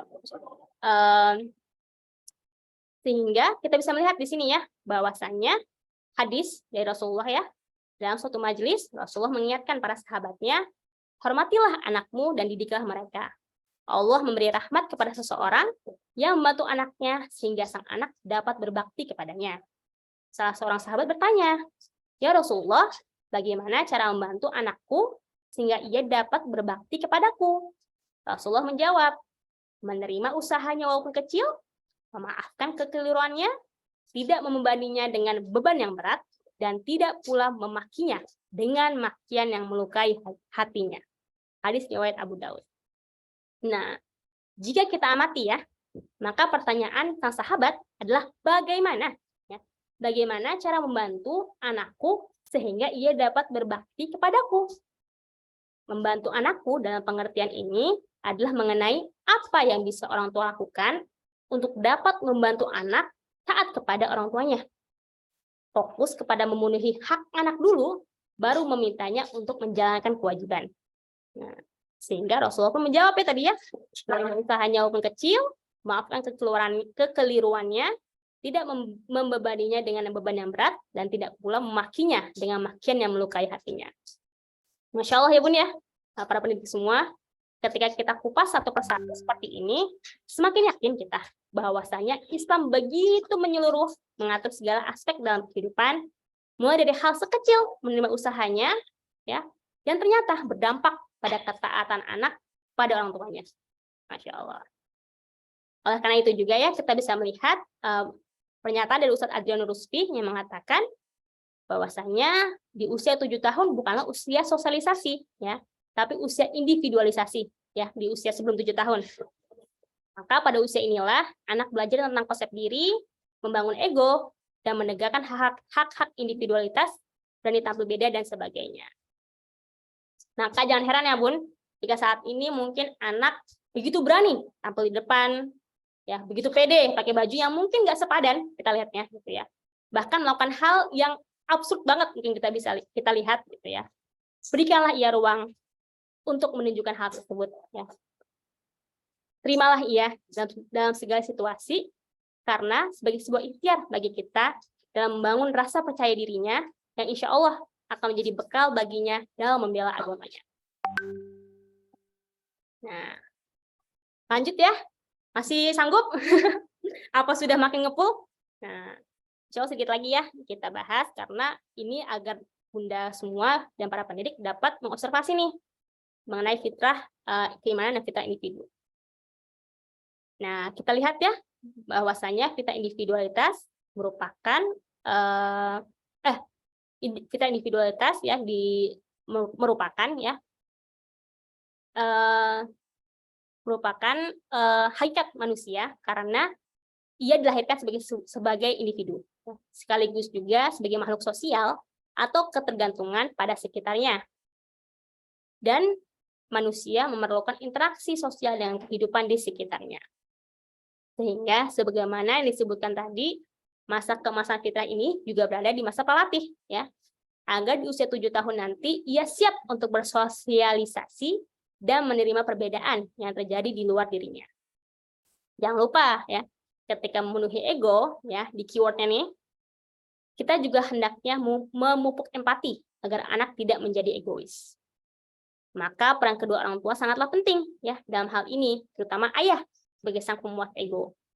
Biasanya ayah akan membiarkan ya anak melakukan hal yang ia inginkan dan mencoba berbagai pengalaman baru. Kemudian di sini ya kita bisa memberikan ruang bagi anak untuk memiliki dan memilih ya. Lalu tidak memaksa anak untuk mengalah atau menyerahkan miliknya dan mempersonakan anak ya mengenai indahnya berbagi. Hal ini menarik ya karena dari fitrah ego ini ternyata kita bisa melihat anak yang tidak mau berbagi ini sebelumnya mungkin kita melihatnya ia pelit. Namun ketika kita paham bahwa ada fitrah individualitas, ada ego yang harus kita rawat, gitu ya. Kita bersyukur dan kita berikhtiarnya untuk mempersonakan, ya, untuk mempersonalkan, ya, yang tadi saya sebutkan. Maka indikator awalnya apa? Antusias memilih dan meminta sesuatu, ya, untuk mencapai indikator akhirnya rasa diterima, atau self acceptance dan rasa diakui, self awareness dan ego terpuaskan.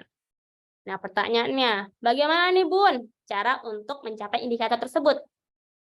Nah, ini ya, berikut contoh dari indikator fitrah individualitas yang saya lakukan gitu ya.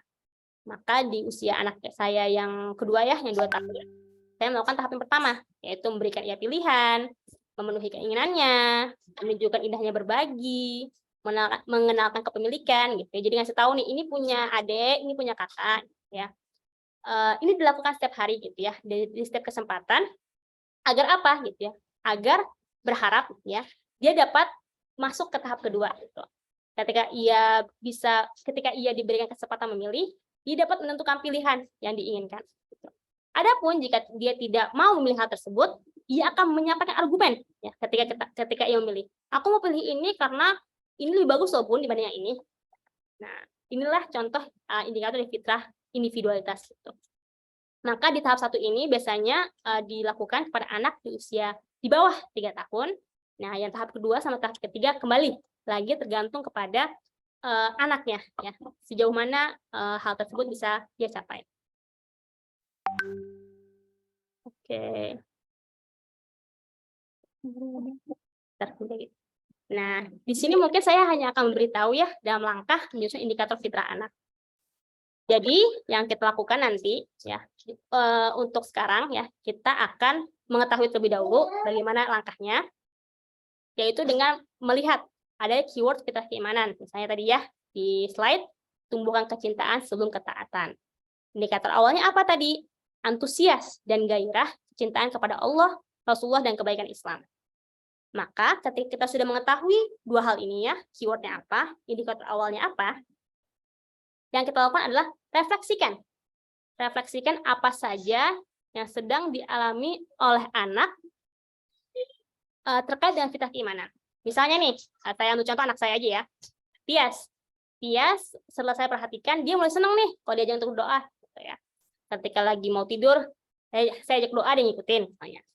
Lalu Tizam, ya, Tizam anak saya 5 tahun ya, dia sudah mengetahui bahwa semua yang terjadi merupakan kuasa Allah. Dia tahu kalau misalnya hujan yang turun, karena Allah yang menurunkan gitu. Adanya matahari ya Kak ya, karena Allah yang menerbitkan gitu. Nah, yang kedua, rumuskan tujuan yang ingin dicapai oleh anak bersama orang tua dalam mencapai indikator awal dari fitrah keimanan. Tadi ya, yang tadi di slide sebelumnya, misalnya fitrah keimanan tadi, saya ingin ia untuk bisa terbiasa untuk berdoa pada setiap kesempatan. Gitu. Terbiasa ini bukan karena yang masih usia 2 tahun ya gitu ya. Jadi apa yang kita paparkan gitu ya, dia mulai biasa dengan mendengarkan hal tersebut. Gitu. Sedangkan Tizam, saya ingin mengajak dia untuk menyadari hikmah dari segala hal yang terjadi kepadanya. Lalu yang ketiga, turunkan tujuan tersebut menjadi salah satu indikator yang ingin dicapai pada suatu periode tertentu. Bagi saya membutuhkan waktu 3 bulan lah, 3 bulan untuk dapat mengobservasi gitu ya indikator-indikator ini. Maka dalam periode 3 bulan untuk anak berusia 2 tahun yaitu Tias dan 5 tahun Tizam, saya akan mengajak dia berdoa ya, melakukan aktivitas berdoa pada setiap kesempatan agar ia merasa nyaman dan senang ketika melakukannya.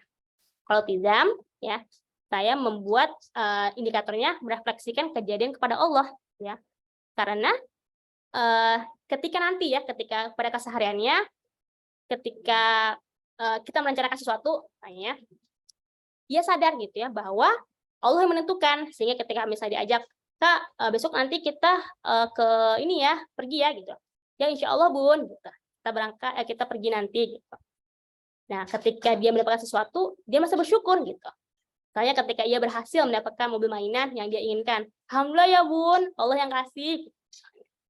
Lalu ketika masa takjub melihat ciptaan Allah, Masya Allah ya Bun, gitu ya, ada mataharinya terbit misalnya.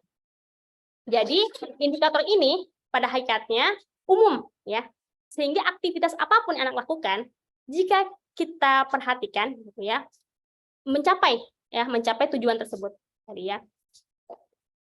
Sehingga yang keempat tadi ya, lakukan berbagai kegiatan sesuai peran orang tua yang dapat memenuhi indikator tersebut, dan catat setiap hal yang terjadi yang berkaitan dengannya pada kolom ceritakan tentang fitrah keimanan dan tumbuh.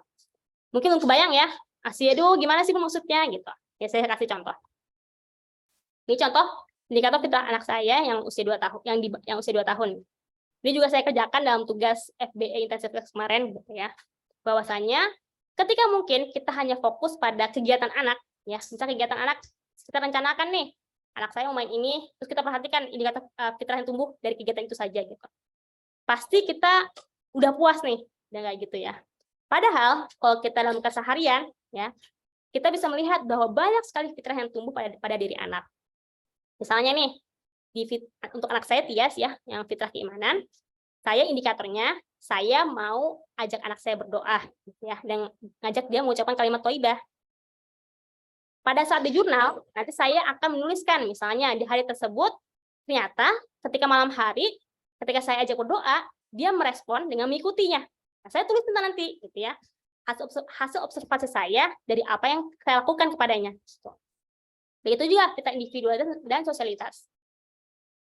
Indikatornya saya tuliskan memberikan anak pilihan dan memenuhi keinginan anak. Penjelasannya, gitu ya, saya menentukan indikator tersebut karena saya mau mengobservasi bagaimana respon anak ketika diminta memilih dan bagaimana respon anak ketika diberikan hal yang ia minta. Jadi misalnya nih, ketika selesai mandi, saya berikan dia pilihan mau pakai celana dalam atau pakai pampers misalnya. Dia masih pakai pampers ternyata. Oh, ya udah gitu. Cuma jadinya saya bilang gitu ya. Jadi nggak nyaman kan dia sebenarnya gitu. Cuma saya biarkan aja dia milih itu gitu. Maka di sini kita melihat bagaimana respon anak ketika diberikan pilihan tersebut. Ini yang kita catat dalam jurnal. Karena ini pasti berulang. Karena ini pasti berpola gitu, supaya akhirnya dapat mencapai ke tahap berikutnya. Nah, ini mungkin yang lebih kelihatan ya untuk anak yang usianya lebih dari 2 tahun. Yang Tizamnya 5 tahun, untuk fitrah keimanan, dia melakukan ibadah ritual dengan kesadaran sendiri. Di sini penjelasannya apa? Kenapa saya menentukan indikator tersebut? Karena saya mau mengobservasi rasa antusiasnya terhadap beribadah yang selama ini diteladankan. Jadi di usia-usia sebelumnya saya sudah sering gitu ya memberikan contoh, memberikan teladan gitu. Maka di sini saya mau lihat nih, mau bagaimana ya dia ketika azan misalnya. Mungkin pada hari ini dia bersedia nih untuk sholat. Besoknya mungkin dia tidak bersedia gitu. Ya nggak apa-apa gitu, tuliskan aja gitu. Ini bukan sesuatu yang harus anak capai setiap hari misalnya. Anak saya berhasil nih mau sholat ini gitu. Namun ada indikator ini untuk membuat kita dapat mengevaluasi kenapa di hari itu dia nggak mau, ya. Kenapa di hari itu dia semangat banget. Gitu. Jadi kenapa indikatornya sama? Gitu. Karena nanti pada aplikasinya, pada kesehariannya akan memberikan respon yang berbeda. Gitu, ya. Meskipun indikatornya sama. Gitu. Lalu yang kedua, merefleksikan kejadian kepada Allah. Gitu ya. Karena apa? Karena saya mau mengobservasi pemahamannya mengenai kehendak Allah dalam kehidupan. Lalu yang ketiga, bersedia membaca isfon atau Al-Quran, karena di fase sebelumnya, di tahap sebelumnya, saya sudah menjelaskan mengenai Al-Quran, terus dia sudah mengetahui bagaimana keutamaan Al-Quran dan keistimewaannya, maka di tahap ini saya mau mengetahui bagaimana ya rasa antusiasnya ini, apakah berlanjut gitu menjadi kesediaan dia dalam membaca. Gitu. Lalu kita individualitas, ya di sini bisa membaca gitu ya, mengenai memilih aktivitas sendiri, mampu melakukan sesuatu secara mandiri, dan beradaptasi pada suatu kondisi. Nah, seperti ini nanti contoh dari jurnalnya. Kelihatan nggak ya? Nah, contohnya nanti saya akan ajak teman-teman untuk mengisi gitu ya cerita di hari tersebut. Misalnya nih, Tizam. Pagi ini Tizam bangun pagi dan bersegera ikut Baba ke Bandara Halim untuk nganterin Aso. Ya, sepulang dari bandara dia main sama teman-teman dan minta untuk mandi sendiri. Gitu ya. Lucunya sejak kemarin dia mau kayak Ibun yang pakai baju di kamar mandi. Sehingga ketika keluar sudah memakai baju yang rapi. Lalu ketika ia bermain, sempat meminta untuk ikut Baba dan Ibun yang akhirnya bikin dia screen time ya, main game sama teman-temannya. Lalu diajak Baba buat liatin Pak Prayitno bersihin AC kamar. Sorenya Tizam main sama teman-teman ya. Itu saya nggak kelihatan jadi. Nah, main sama teman-teman dan minta ibu temenin dia naik sepeda habis pengajian. Oke, ini saya ceritakan secara umum lah, secara umum apa yang anak lakukan di hari tersebut. Begitu pula Tias ya, Tias bangun pagi cranky nih, karena tinggal Baba dan Tizam naik mobil. Berapa kali dia maksa buat naik mobil, dia bilang tutup, gitu, tutup mau keluar, nggak mau keluar gitu. Terakhir dibujuk sama ibu buat lihat ikan dan lain sebagainya saya ceritakan. Ini secara umum ya, secara umum kita jelaskan apa yang terjadi di hari tersebut. Mulai masuk kepada hasil observasinya, gitu ya. Setelah sebelumnya kita sudah menentukan indikator, kita tadi ya melakukan ibadah ritual dengan kesadaran sendiri. Di sini saya menuliskan di hari tersebut ternyata anak saya ketika kan saya setahap nih misalnya, ternyata ketika tahu ibunya udah sholat lagi nih, anak langsung semangat, gitu ya, langsung ikut jadi imamnya Ibun. Tizam langsung ambil posisi untuk jadi imam sholat maghrib dan baca surah Al-Maun dan Al-Kautsar. Gitu. Dia berulang kali bilang ke Ibun kalau kangen Ramadan dan mau ngulangin lagi momennya. Mungkin ini kalau bisa dibilang kayak catatan anekdot ya, catatan anekdot yang ditulis oleh guru gitu ketika melihat anak beraktivitas gitu. Namun ini menjadi sumber yang valid bagi kita ketika melihat anak ketika dia tumbuh gitu. Jadi yang tadi ya, kenapa saya menceklis tadi ya melakukan ibadah ritual dengan kesadaran sendiri, karena saya tidak memintanya untuk ikut sholat, tapi dia bersedia untuk ikut sholat karena tahu ibunya mau sholat. Lalu tadi ketika saya ceklis juga nih, Tizam bersedia membaca Iqan atau Al-Quran karena dia tiba-tiba ngambil Al-Quran gitu ya dan mau berusaha membacanya gitu. Maka seperti kalau misalnya dibilang mah, kalau misalnya kita adain kegiatan yang mungkin kita tentukan, kita tidak bisa melihat kita ini tumbuh gitu. Namun dengan kita memberikan ruang bagi kita untuk mengobservasi, sudah mengetahui apa saja fitrah itu gitu ya, kita akan melihat, menyadari itu. Wah, ternyata fitrah keimanannya tumbuh ya ketika ia sudah bersedia untuk membaca, untuk berusaha membaca Al-Quran gitu. Ketika tadi dia misalnya, ketika dia tetap sholawat gitu, dia sholawat aja gitu. Nah, ini nih yang mau saya ajak Bunda dan para pendidik semua untuk sadari ya. Untuk kita mulai, yuk kita perhatikan anak secara utuh. Nggak cuma ketika dia lagi anteng main gitu ya, atau ketika kita kasih aktivitas yang dia bisa lakukan sampai berhasil. Namun lihatlah dia secara utuh dari ia mulai bangun tidur sampai tidur lagi, apa saja yang sudah ia lakukan dan apa saja yang kita lakukan dalam menumbuhkan fitrahnya. Nah, ini sih ya yang mungkin selama ini sudah kita sadari gitu. Dan tadi kita individualitas, kita bisa melihat Tizam menulis aktivitas menulis dan menggambar. Dia bersedia untuk mandi sendiri dan pakai baju dalam kamar mandi. Gitu. Nah, Tizam ya, dia bersedia untuk mandi ya. Gitu. Dan Tizam beradaptasi ketika bermain bersama teman-teman naik sepeda. Gitu. Baiklah, kemudian ini tugasnya. Ya. Jadi nanti teman-teman semua setelah mendapatkan materi ini tugas yang akan kita lakukan bersama ya, dalam latihan untuk mengobservasi. Ya. Silahkan nanti insya Allah bakal di-share juga sama admin ya di grup. Untuk penjelasannya nanti Bunda dan teman-teman semua yang pendidik akan diberikan link G-Form ya untuk mengisi hasil pengamatan. Jadi tugasnya fokus mengamati anak mulai dari bangun tidur sampai tidur kembali. Ya. Perhatikan aktivitas yang tadi yang menunjukkan fitrah keimanan dan fitrah individualitas dan sosialitas yang tumbuh. Nah, cobalah ya untuk menentukan minimal satu indikator pada fitrah anak berdasarkan hasil pengamatan tersebut. Lihatlah contoh pada slide sebelumnya ya. Lalu catat hasil pengamatannya di link jurnal harian. Ya. Yang ada di link ini tersedia template untuk satu anak ataupun 2 anak. Baiklah. Insya Allah nanti akan dijelaskan lebih lanjut di grup ya. Demikian bisa saya sampaikan.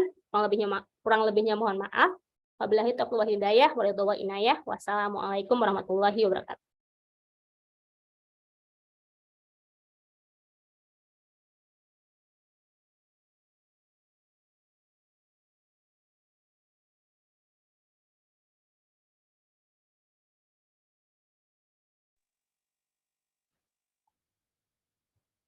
Masya Allah, Alhamdulillah, jazakillah khair Bun, atas pemaparan materi hari ini yang rasanya seperti roller coaster ya. Pelan-pelan naik, panas-panas, habis itu udah agak mereda gitu ya. Alhamdulillah penjelasannya sangat padat dan membuat kita jadi kayak ada yang tadi merinding, ada yang Masya Allah. Saya sendiri juga yang mendengarnya sangat kayak, oh iya ya, kayak langsung tersadarkan sendiri gitu kan, kayak jadi kayak merefleksikan apa yang sudah disampaikan oleh Ibu Nizati tadi.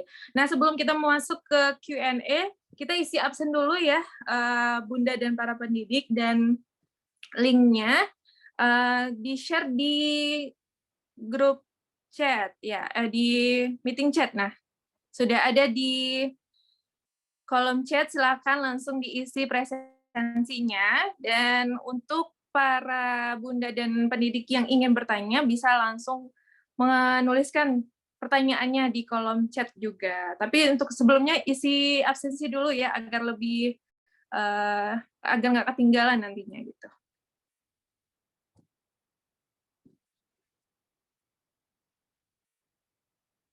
Remuk redam rasanya belajar hari ini, Masya Allah. Ini absennya udah di atas ya, Bun, linknya sudah ada di kolom chat, silakan di-scroll ke atas. Boleh pilih yang pertama atau yang kedua linknya. Langsung diisi saja, Bun. Dan jika sudah mengisi absen, bisa langsung tuliskan pertanyaannya jika memiliki pertanyaan untuk Bunda Izati. Kita punya waktu sampai pukul 12, insya Allah. Mudah-mudahan bisa terjawab pertanyaan yang sudah masuk.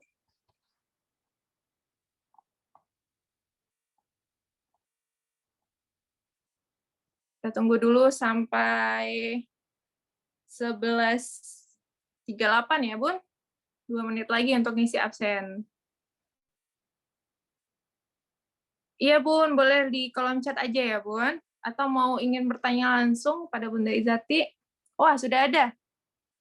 Pertanyaannya, bagaimana menumbuhkan rasa cinta tersebut agar bisa terbiasa? Bahkan kadang sebagai orang tua untuk ibadah kita menganggap kewajiban bukan cinta. Masya Allah.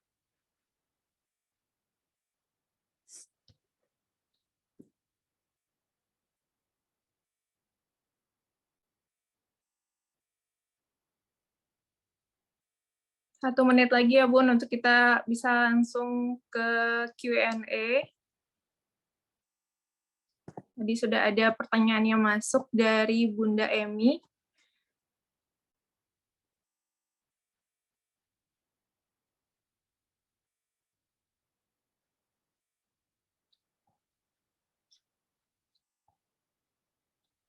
Boleh langsung dijawab, Bunda Izati, pertanyaan dari Bunda Emi Diar. Ada 2 pertanyaan nih, Bun. Pertanyaan pertama, bagaimana menumbuhkan rasa cinta tersebut agar bisa terbiasa? Kadang orang tua untuk ibadah sendiri menganggap kewajiban ya, bukan cinta. Lalu yang kedua, bagaimana dengan memenuhi hak anak tapi terbentur dengan ingin anak disiplin sejak dini. Misal bisa tidur sendiri, jadi anak tidak ditemani saat mau tidur, makan sendiri, jadi anak tidak disuapi. Apakah termasuk tidak memenuhi?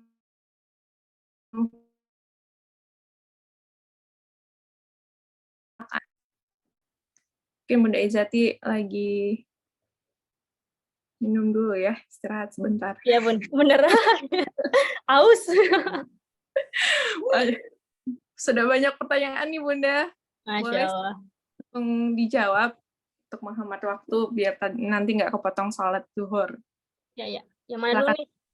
Yang mana dulu, Kak? Bunda, dari Bunda Emi tadi sudah ada 2 pertanyaan nih, Bun. Bagaimana menumbuhkan rasa cinta tersebut agar bisa terbiasa, bahkan kadang sebagai orang tua untuk beribadah kita kewajiban bukan cinta.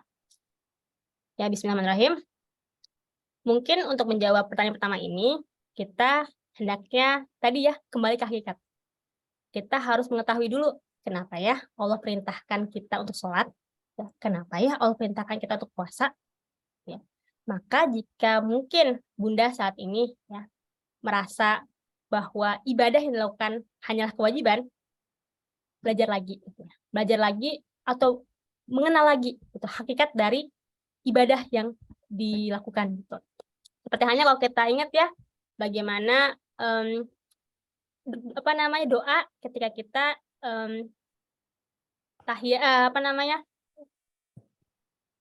inna sholati wa nusuki wa mahyaya wa mamati lillahi rabbil alamin gitu. Sesungguhnya sholatku, ibadahku ya dan sebagainya gitu. Jadi ketika kita memahami gitu ya bahwasanya bacaan sholat itu sesungguhnya merupakan doa ya yang kita tujukan kepada Allah gitu ya. Kita tentu akan tumbuh rasa cinta. Baik banget ya Allah ya gitu ya memerintahkan kita sholat untuk membuat kita bergerak gitu ya, bergerak selama 5 kali sehari itu dalam kewajiban sholat gitu.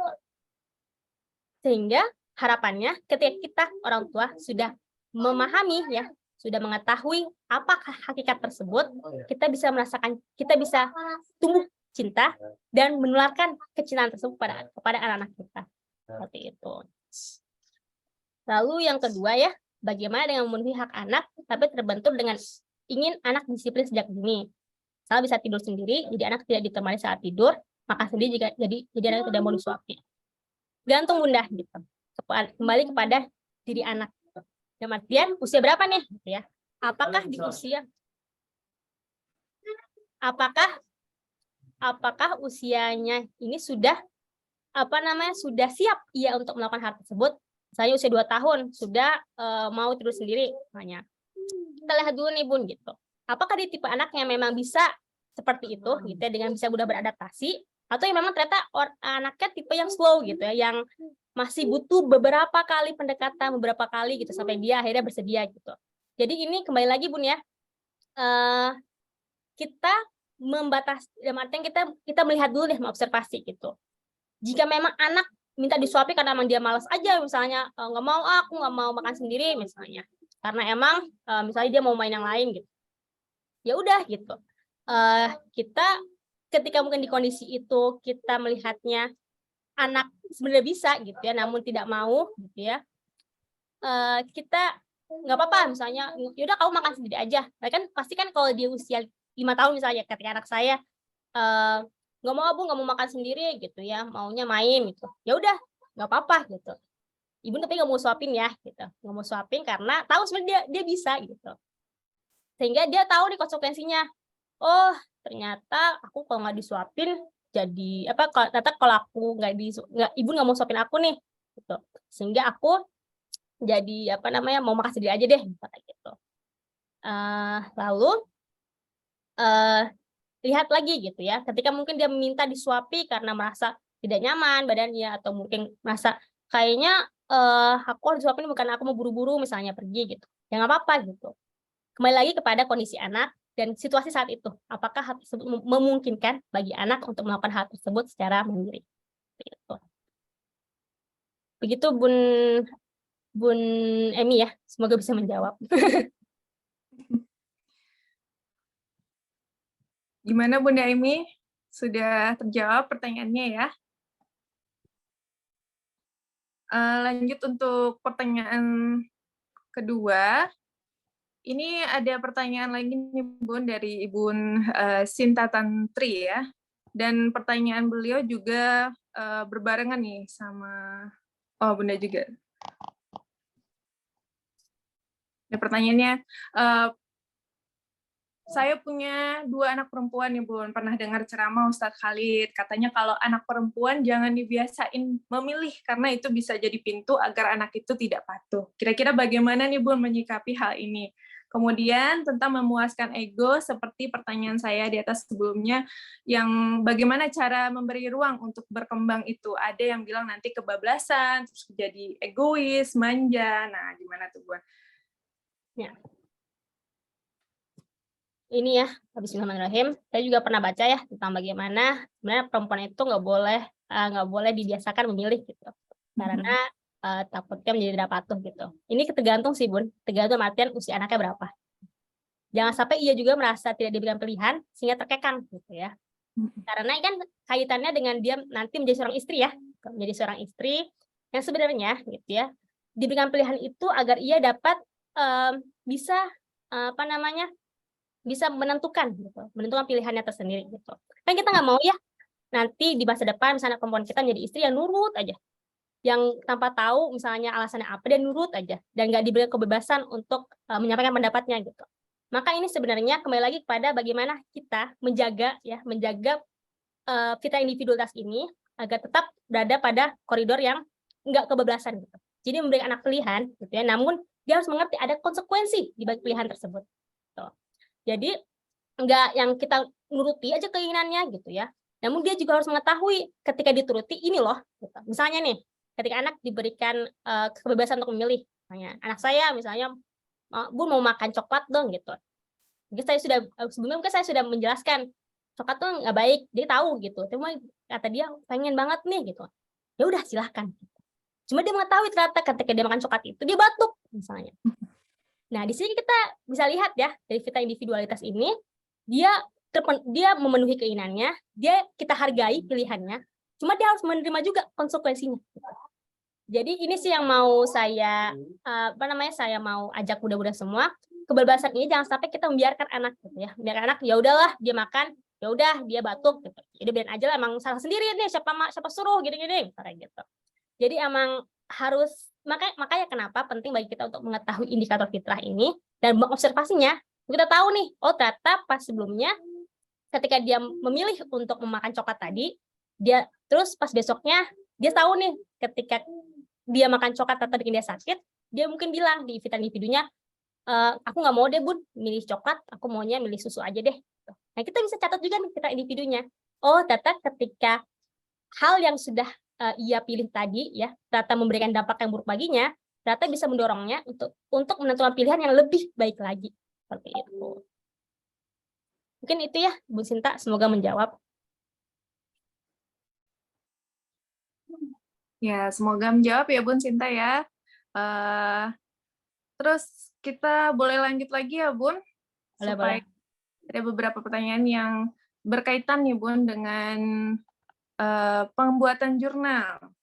Kalau tadi sudah dijelaskan tentang pembuatan jurnal, ada juga yang bertanya bagaimana kalau ibu dan ayah bekerja, pulang pagi, pergi pagi, pulang malam, di rumah cuman bareng sama anaknya. Itu pengisian jurnalnya bagaimana? Lalu ada Ibu Askiyatul Fajrin yang bertanya bagaimana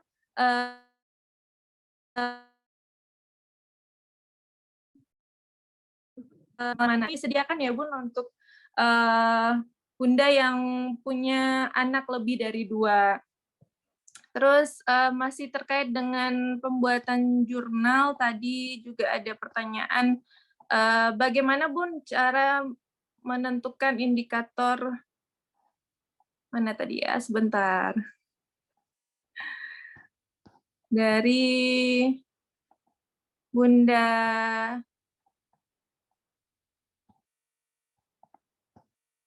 banyak ya. Artinya mungkin untuk jurnal saya jelasin aja kali ya, Kamila ya, buat supaya apa namanya? Ya. Jadi ya, Bunda dan pendidik semua gitu ya, adanya G-form ini, jurnal harian ini memang idealnya sebaiknya dituliskan setiap hari. Coba saya contohkan. Ini adalah kelihatan ya, udah kelihatan belum? Nah, ini adalah jurnal harian yang nanti akan Bunda dan teman-teman semua isi gitu ya. Nanti Bunda mengisi anak-anak usia, periode observasinya, tanggal observasi dan tugas observasi. Jadi ini untuk materi pertama ya, tugas observasi materi pertama. Nah, jadi Bunda silahkan ceritakan lebih jelas mengenai hari ini. Tuh. Ceritakan poin penting saja yang anak lakukan mulai dari bangun tidur sampai tidur kembali gitu. Bisa dimulai dari esok hari ya, biar lebih hari ini diendapkan dulu ilmunya, hari ini diendapkan dulu materi yang sudah disampaikan gitu ya. Baru besok mulai coba untuk mengobservasi. Nah, di sini saya sudah menyediakan indikator fitrah keimanan. Tanya nih, mengenal Allah dari sifatnya. Karena dia mungkin Asmaul Husna gitu. Cuma nanti bakal saya tambahkan juga untuk yang di bawah 2 tahun ya. Saya tadi mengajak anak berdoa gitu. Nah, indikator fitrah keimanan ini ya, nanti silahkan Bunda perhatikan di hari tersebut. Misalnya nih, anak ketika di hari itu misalnya tahu nih, ya Allah, alhamdulillah ya Bun, Allah kasih kita makanan misalnya. Nah, itu kan lalu kita sampaikan, iya ya Kak, alhamdulillah karena Allah Ar-Razzaq, Allah yang memberikan kita rezeki dari makanan tersebut. Nah, di sini tuliskan, Bun. Kita checklist ya, mengenal order sifatnya. Kita ceritakan bagaimana peristiwa yang menunjukkan indikator fitrah keimanan itu muncul gitu. Kayak tadi misalnya kita tuliskan tadi ya, ketika anak makan, ia menyatakan bahwasanya makanan ini dari Allah. Lalu kita ceritakan bahwasanya Allah adalah Ar-Razzaq gitu. Jadi mengenalkan sifatnya Allah pada saat itu gitu. Nah, kita fokus dulu kedua indikator dulu ya. Jadi fitrah keimanan sama fitrah individu. Nah, di sini indikatornya memilih aktivitas yang diinginkan. Nah, di sini misalnya ketika lagi bermain, tiba-tiba anak, aku nggak mau Bun, misalnya main ini gitu, aku mau main yang lain. Ya, nggak apa-apa kita tulis. Ketika lagi bermain, ibu menawarkan anak untuk bermain kereta. Ternyata dia mau main mobil. Nggak apa-apa, dituliskan aja gitu. Sehingga ini checklist gitu ya, yang dituliskan. Nah, ketika mungkin ada aktivitas yang anak lakukan di luar indikator ini, misalnya tadi anak bersedia untuk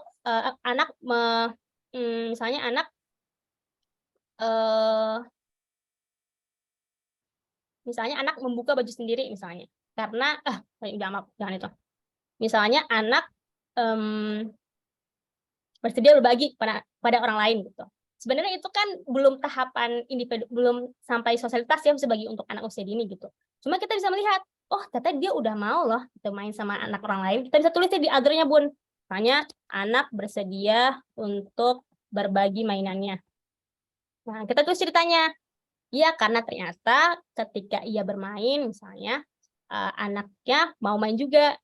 Ajaibnya ternyata dia mau nih ngasih mainan yang dia suka gitu. Tulis aja, Bun. Jadi tulis aja di sini cerita tentang fitrah individu dan sosialitas yang tumbuh gitu. Maka saya ajak cuma satu dulu aja agar kita fokus gitu. Apa yang anak lakukan di hari tersebut gitu, dan mencoba untuk mengetahui gitu ya, apa yang sedang fitrah apa yang sedang tumbuh gitu. Jadi sebelum yang tadi yang yang tahapan sebelumnya ya, yang tahapan ini kita share dulu.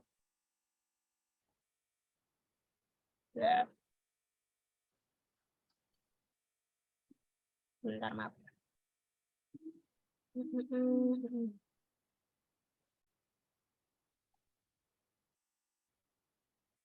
Nah, sebelum tahapan yang ini, saya sebenarnya mau ajak Bunda untuk mengobservasi dulu gitu.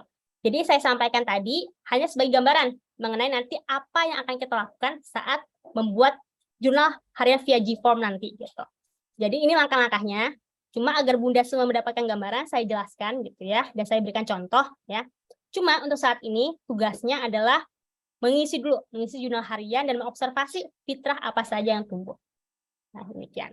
Jadi untuk anak-anak yang lebih dari 2 misalnya ya, boleh pakai yang tadi ya, yang jurnal untuk 2 anak, untuk yang mungkin anak usia berdekatan ya, sama yang jurnal harian untuk 1 anak gitu ya. Yang individu tadi yang untuk 1 anak gitu. Jadi 2 jurnal yang diisi. Kalau tidak anak usianya bawah 3 tahun bagaimana, Bun? Ya, Yang 9 bulan. Ya, kalau di bawah 3 tahun yang tadi saya sampaikan, lakukan tahap pertama. Tahap 1 di mana apa yang akan kita lakukan untuk menumbuhkan fitrah tersebut. Seperti tadi mengajak anak membacakan anak Quran gitu ya, atau mungkin memperdengarkan murotal gitu. Jadi fokus kepada apa yang kita lakukan dan melihat apa respon anak ketika kita melakukannya gitu. Karena emang di anak usia di bawah itu kan masih abstrak ya, kita nggak bisa menilai gitu. Jadi fokus kepada bagaimana respon anak ketika kita melakukannya. Nah, untuk saat ini saya mau Bunda fokus kepada 2 fitrah aja. Jadi fitrah keimanan dan fitrah individunya saja. Untuk aspek fitrah lainnya kita jangan fokus dulu gitu ya, karena takutnya Bunda pada keder nih karena belum punya pemahaman mengenai fitrah-fitrah ini gitu. Ya, gitu. Berarti fokus ke 2 fitrah yang sudah kita pelajari. Iya, betul. Karena kita sudah tahu ilmunya nih gitu. Oke, mau tambah 1 pertanyaan lagi nggak, Bun? Boleh. Boleh, kita pilih ya. Wah, di sini sudah azan nih, Bunda. 1 pertanyaan lagi ya, Bun. Kita pertanyaan dari Bunda. Nih, dari Bunda Astri Mayasari. Bu, perempuan semua nih Bun, ketika haid apa yang bisa dilakukan untuk memesonakannya Bun? Berarti mereka sudah haid apa belum nih? Anak saya yang pertama sudah 7 tahun. Sempat ada kejadian anak tetangga tiba-tiba datang ketika dia belum pakai kerudung. Dan sampai saat ini dia jadi nggak mau lagi bermain sama anak laki-laki tetangga tersebut. Apakah ini indikasi fitrah sosialnya belum matang ya, Bun? Gitu. Dari Maya Sari nih. Karena Bismillahirrahmanirrahim, Bun Astri, Masya Allah ya, ketika anaknya haid gitu. Karena justru anak saya masih belum mencapai, karena saya punya anak laki-laki ya, dan belum punya anak perempuan gitu. Mungkin saran saya gitu ya untuk memesonakannya, untuk menceritakan ya bagaimana tentang proses haid tersebut, bagaimana baiknya Allah ya menciptakan proses haid tersebut pada anak perempuan gitu. Jadi pesonakan iya gitu tentang kebaikan Allah yang membuat anak bisa haid nantinya gitu ketika ia balik nanti. Lalu yang kedua, ketika mungkin tadi ya anaknya putri bunda gitu ya kaget gitu ketika anak tetangga itu datang still belum pakai kerudung gitu. Bisa jadi Bun gitu ya, dia merasa malu gitu ya. Kita seksualitas sih kalau ini, kita seksualitas karena dia merasa aurat itu aurat gitu. Dan dia mulai tumbuh rasa tidak mau gitu ya dipelihara yang auratnya dan tidak mau bermain bersama anak tetangga itu karena laki-laki dan mungkin sudah melihat auratnya gitu. Ini wajar kok Bun. Apa namanya? Ini pembahasan di kita seksualitas ya. Jadi bukan kita individu atau seksualitas, cuma lebih pada kita seksualitas karena berkaitan dengan aurat tadi. Mungkin itu dulu sih yang bisa saya jawab, Kamila. Nanti kita lanjut di fitrah seksualitas ya Bunda ya. Baik, karena waktu kita juga sangat terbatas nih Bunda dan para pendidik, saya selaku moderator mohon maaf karena tidak bisa menyampaikan semua pertanyaan Bunda di Zoom kali ini, tapi insya Allah kita usahakan jawab di WAG ya Bunda ya, Bunda Izati. Insya Allah nanti disampaikan lagi di grup chatnya. Dan untuk selanjutnya, karena waktu juga sudah menunjukkan pukul 12 dan di sini sudah masuk azan zuhur, mungkin ada Bunda yang anaknya juga sudah rewel ingin tidur siang ya, maka kita akhiri pertemuan kita pada siang hari ini. Semoga materi yang disampaikan dapat bermanfaat dan menjadi berkah bagi kita semua. Kita sambung lagi di grup chat dan besok kita bertemu jam 2 ya Bunda ya? Enggak, besok enggak materi, besok mengerjakan tugas. Oh, Masya Allah. Kembali lusa. Kader saya. Oke Bunda, mohon maaf semuanya. Jika saya ada salah, mohon maaf. Kita akhiri dengan istighfar 3 kali. Astagfirullahaladzim, astagfirullahaladzim, astagfirullahaladzim, dan doa kafaratul majlis. Subhanaka Allahumma wa bihamdika asyhadu an la ilaha illa anta astaghfiruka wa atubu ilaih. Ikut EduFest berhari-hari, ada Doorfest, yuk ikutan. Saya pamit undur diri, salah dan hilaf mohon dimaafkan. Wabillahi taufik wal hidayah. Wassalamualaikum warahmatullahi wabarakatuh. Waalaikumsalam warahmatullahi wabarakatuh. Jazakallah khairan mudah-mudahan semua.